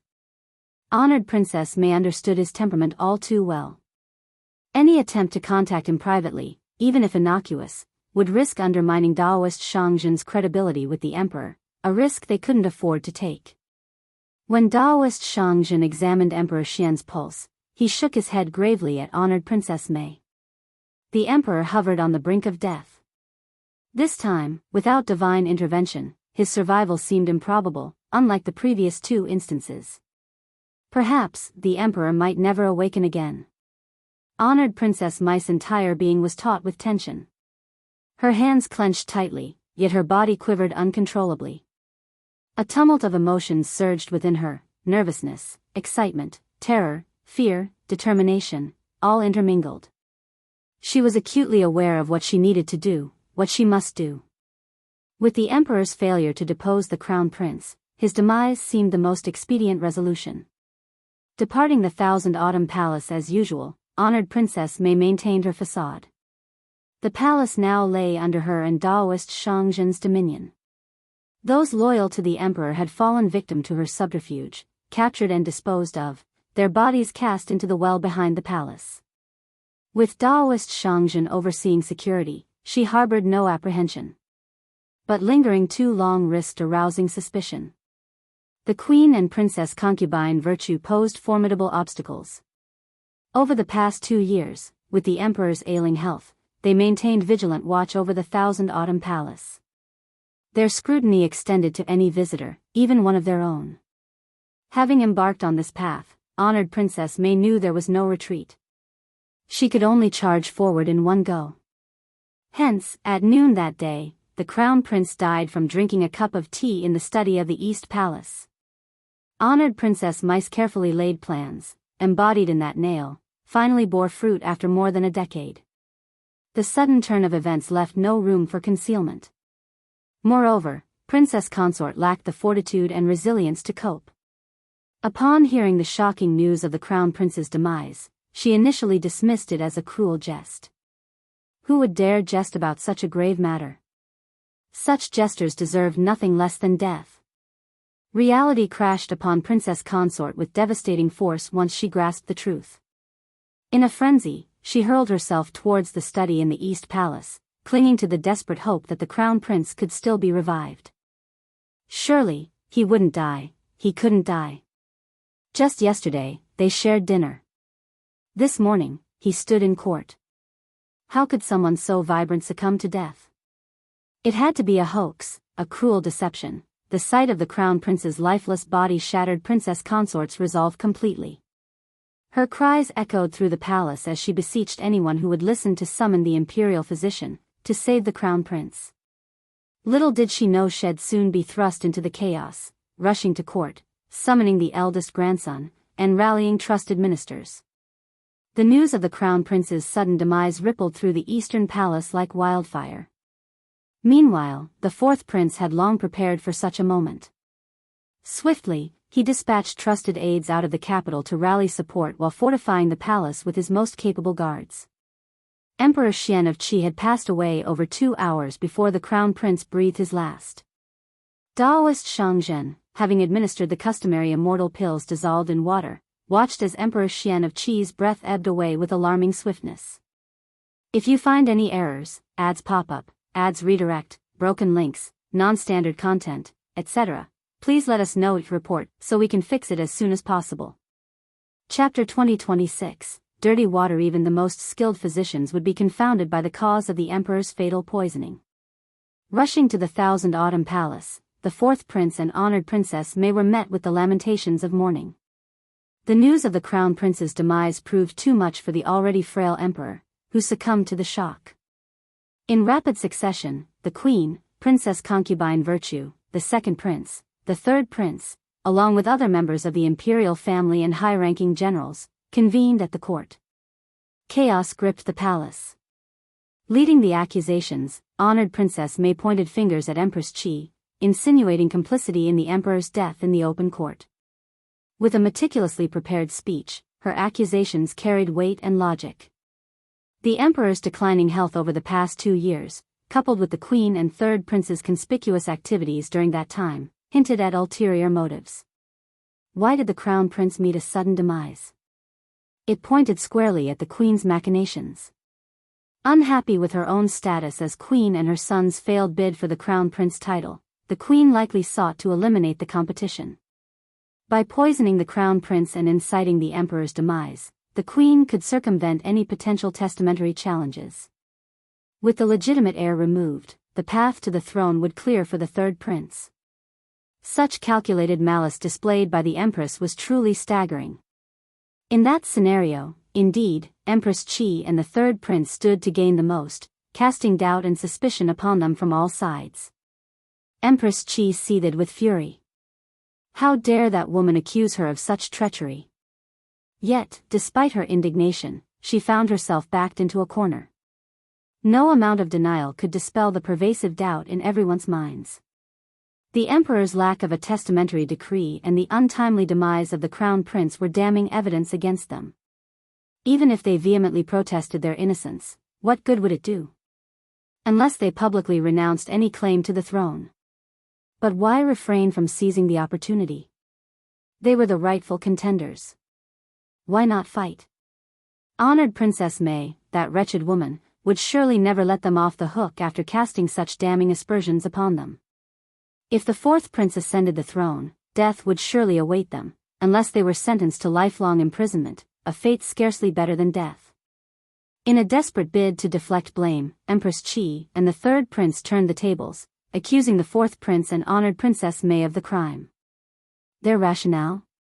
The mother and son duo had always been scheming. It was common knowledge that the fourth prince harbored ambitions contrary to the crown prince's interests. Moreover, the fourth prince's swift arrival at the palace following the crown prince's demise, accompanied by a retinue, smacked of premeditation. This implied that he was already aware. Regarding honored Princess Mei, her visit to the Thousand Autumn Palace just the day before the emperor's demise raised eyebrows. Who could say if there was more to the story? Daoist Shangzhen, bestowed upon the emperor by honored Princess Mei's family, had vanished. Naturally, suspicions arose. Yet, honored Princess Mei and the fourth prince vehemently denied Empress Qi and the third prince's accusations, dismissing them as baseless conjecture. After all, Daoist Shangzhen enjoyed considerable renown. The emperor sought an expert, and honored Princess Mei's family shared in the burden of governance. What was amiss with that arrangement? Now that the emperor had passed, perhaps Daoist Shangzhen harbored concerns about his safety without the emperor's protection. His departure was understandable, a matter of self-preservation. What did it have to do with them? If you find any errors, ads pop up, ads redirect, broken links, non-standard content, etc., please let us know each report so we can fix it as soon as possible. Chapter 2027, Internal Disorder. Empress Qi fired back with her own rebuttal. Wasn't honored Princess Mei's accusation of her and her son also based on mere speculation? What audacity! Honored Princess Mei presumed to cast aspersions and slander, yet recoiled when faced with the same treatment? Who did she think she was? She was the queen, appointed by the emperor himself. She refused to tolerate such baseless slander. Princess Concubine Virtue and the second prince, sensing their implication in the turmoil, waded into the fray to assert their innocence. Empress Qi dispatched several imperial physicians to examine the emperor's body. Their conclusion: the emperor's demise resulted not from poisoning but from prolonged medication use, which had compromised his health over time. His passing, they deemed, was a consequence of his weakened condition. Honored Princess Mei breathed a sigh of relief, doubling down on her pressure against Empress Qi. Ultimately, the pivotal question remained: who would ascend the throne? None of the three princes yielded to the others. With no clear testamentary decree, each harbored aspirations for the throne, unwilling to relinquish their claim. At this critical juncture, Princess Consort rallied, accompanied by her eldest grandson, brothers, and loyal ministers and guards from the East Palace. The crown prince's legacy persisted. The eldest son, now a grown man with children of his own, emerged as a contender for the throne. This time, the chaos reached unprecedented levels. The capital teetered on the brink of anarchy as the four factions clashed with ferocious intensity. Only two entrances remained open at the city gates, heavily guarded by trusted sentinels from each faction. Neither side yielded an inch of ground to the other. The city gates buzzed with activity, swarming with messengers darting in and out, seeking reinforcements or hastening from distant locales. Outside the city, several garrisons, large and small, bolstered the factions' forces. Within the palace walls, the tension was palpable. Emperor Xian's remains were hastily interred, and the mourning hall hastily arranged. Tempers flared over seating arrangements and incense offerings. But amidst the chaos, the emperor's funeral took a back seat to the power struggle unfolding before them. The throne beckoned irresistibly, a prize none could ignore and none were willing to relinquish. With no testamentary decree, power lay within reach of the most capable. It was a prize worth fighting for, and no one would shy away from seizing it. Doubtful? Prove your worth, seize it if you can. The ambitions of the princes were no longer veiled but laid bare for all to see. Courtiers aligned with the princes followed suit, throwing themselves into the fray with abandon. For them, victory meant ascending to the throne. There was no turning back now, only pressing forward. However, loyalists to the imperial court and the late emperor, particularly the venerable old officials, lamented this spectacle. They implored the princes to halt their power struggle and prioritize the funeral rites for the late emperor. How could he rest in peace amidst such turmoil? In response, the princes employed a strategy of deflection, waiting for others to halt first before considering a pause themselves. It was an impasse, a conundrum with no solution in sight. With their own fates hanging in the balance, no one could afford to divert their attention elsewhere. Princess Consort got so furious that she almost exploded. If the crown prince was still around, the throne would naturally belong to him. The crown prince was no longer around. As the saying goes, a son inherits his father's negative karma, so the throne naturally belonged to the eldest grandson. What right did these people have to snatch her son's empire? All of them were shameless. But Princess Consort's faction was the smallest among these forces. Crown Prince had too many scruples and didn't dare to expand his influence. After all, there were so many eyes on him. At this point, the Eastern Palace was completely powerless to compete with others. If you find any errors, ads pop up, ads redirect, broken links, non-standard content, etc., please let us know each report so we can fix it as soon as possible. Chapter 2028, Fighting for the Position. The tension in the air thickened with each passing moment, the scent of gunpowder growing more potent by the minute. It was on the brink of eruption. All parties involved understood that mere verbal sparring would not yield any resolution. Eventually, violence would ensue, resulting in senseless bloodshed. Finally, the dreaded day arrived. The battle that unfolded within the imperial city was nothing short of tragic. Civilians barricaded themselves indoors, quivering with fear. Shops and eateries remained shuttered, too afraid to open their doors. Countless soldiers raced through the sprawling streets, the clang of weapons and the cries of combatants sending shivers down everyone's spine throughout the night. The risk of fire was ever present, with flames sporadically lighting up the sky in various parts of the city. People scrambled to flee the imperial city. Those with nowhere to go cowered at home, praying for divine intervention. Time seemed to stretch on endlessly. As news of the crown prince's demise and the emperor's passing spread, the populace erupted into chaos. Tea houses, wine shops, and streets alike buzzed with fervent discussions and heated debates. Everyone held strong opinions about the state of affairs. Some threw their support behind one prince, while others argued vehemently for another. But as the turmoil dragged on, such debates lost their significance. They ceased to matter to anyone. Even the scholars, usually eager to dissect matters of governance and steer the nation, found themselves devoid of such contemplations. All were consumed by a singular thought: let's bring this to an end, swiftly. As long as peace returned, the identity of the successor seemed inconsequential. All they wished for was the swift settling of dust and the restoration of tranquility. This torment and fear persisted for 7 long days and nights. Finally, after a week, a temporary resolution emerged. Temporary because there was no clear victor. The 4th prince and honored princess May claimed a partial victory within the imperial city, yet the Sun family absconded with Princess Concubine Virtue and the 2nd prince, fleeing the city's confines. Before departing, Princess Concubine Virtue ignited a massive blaze within the court.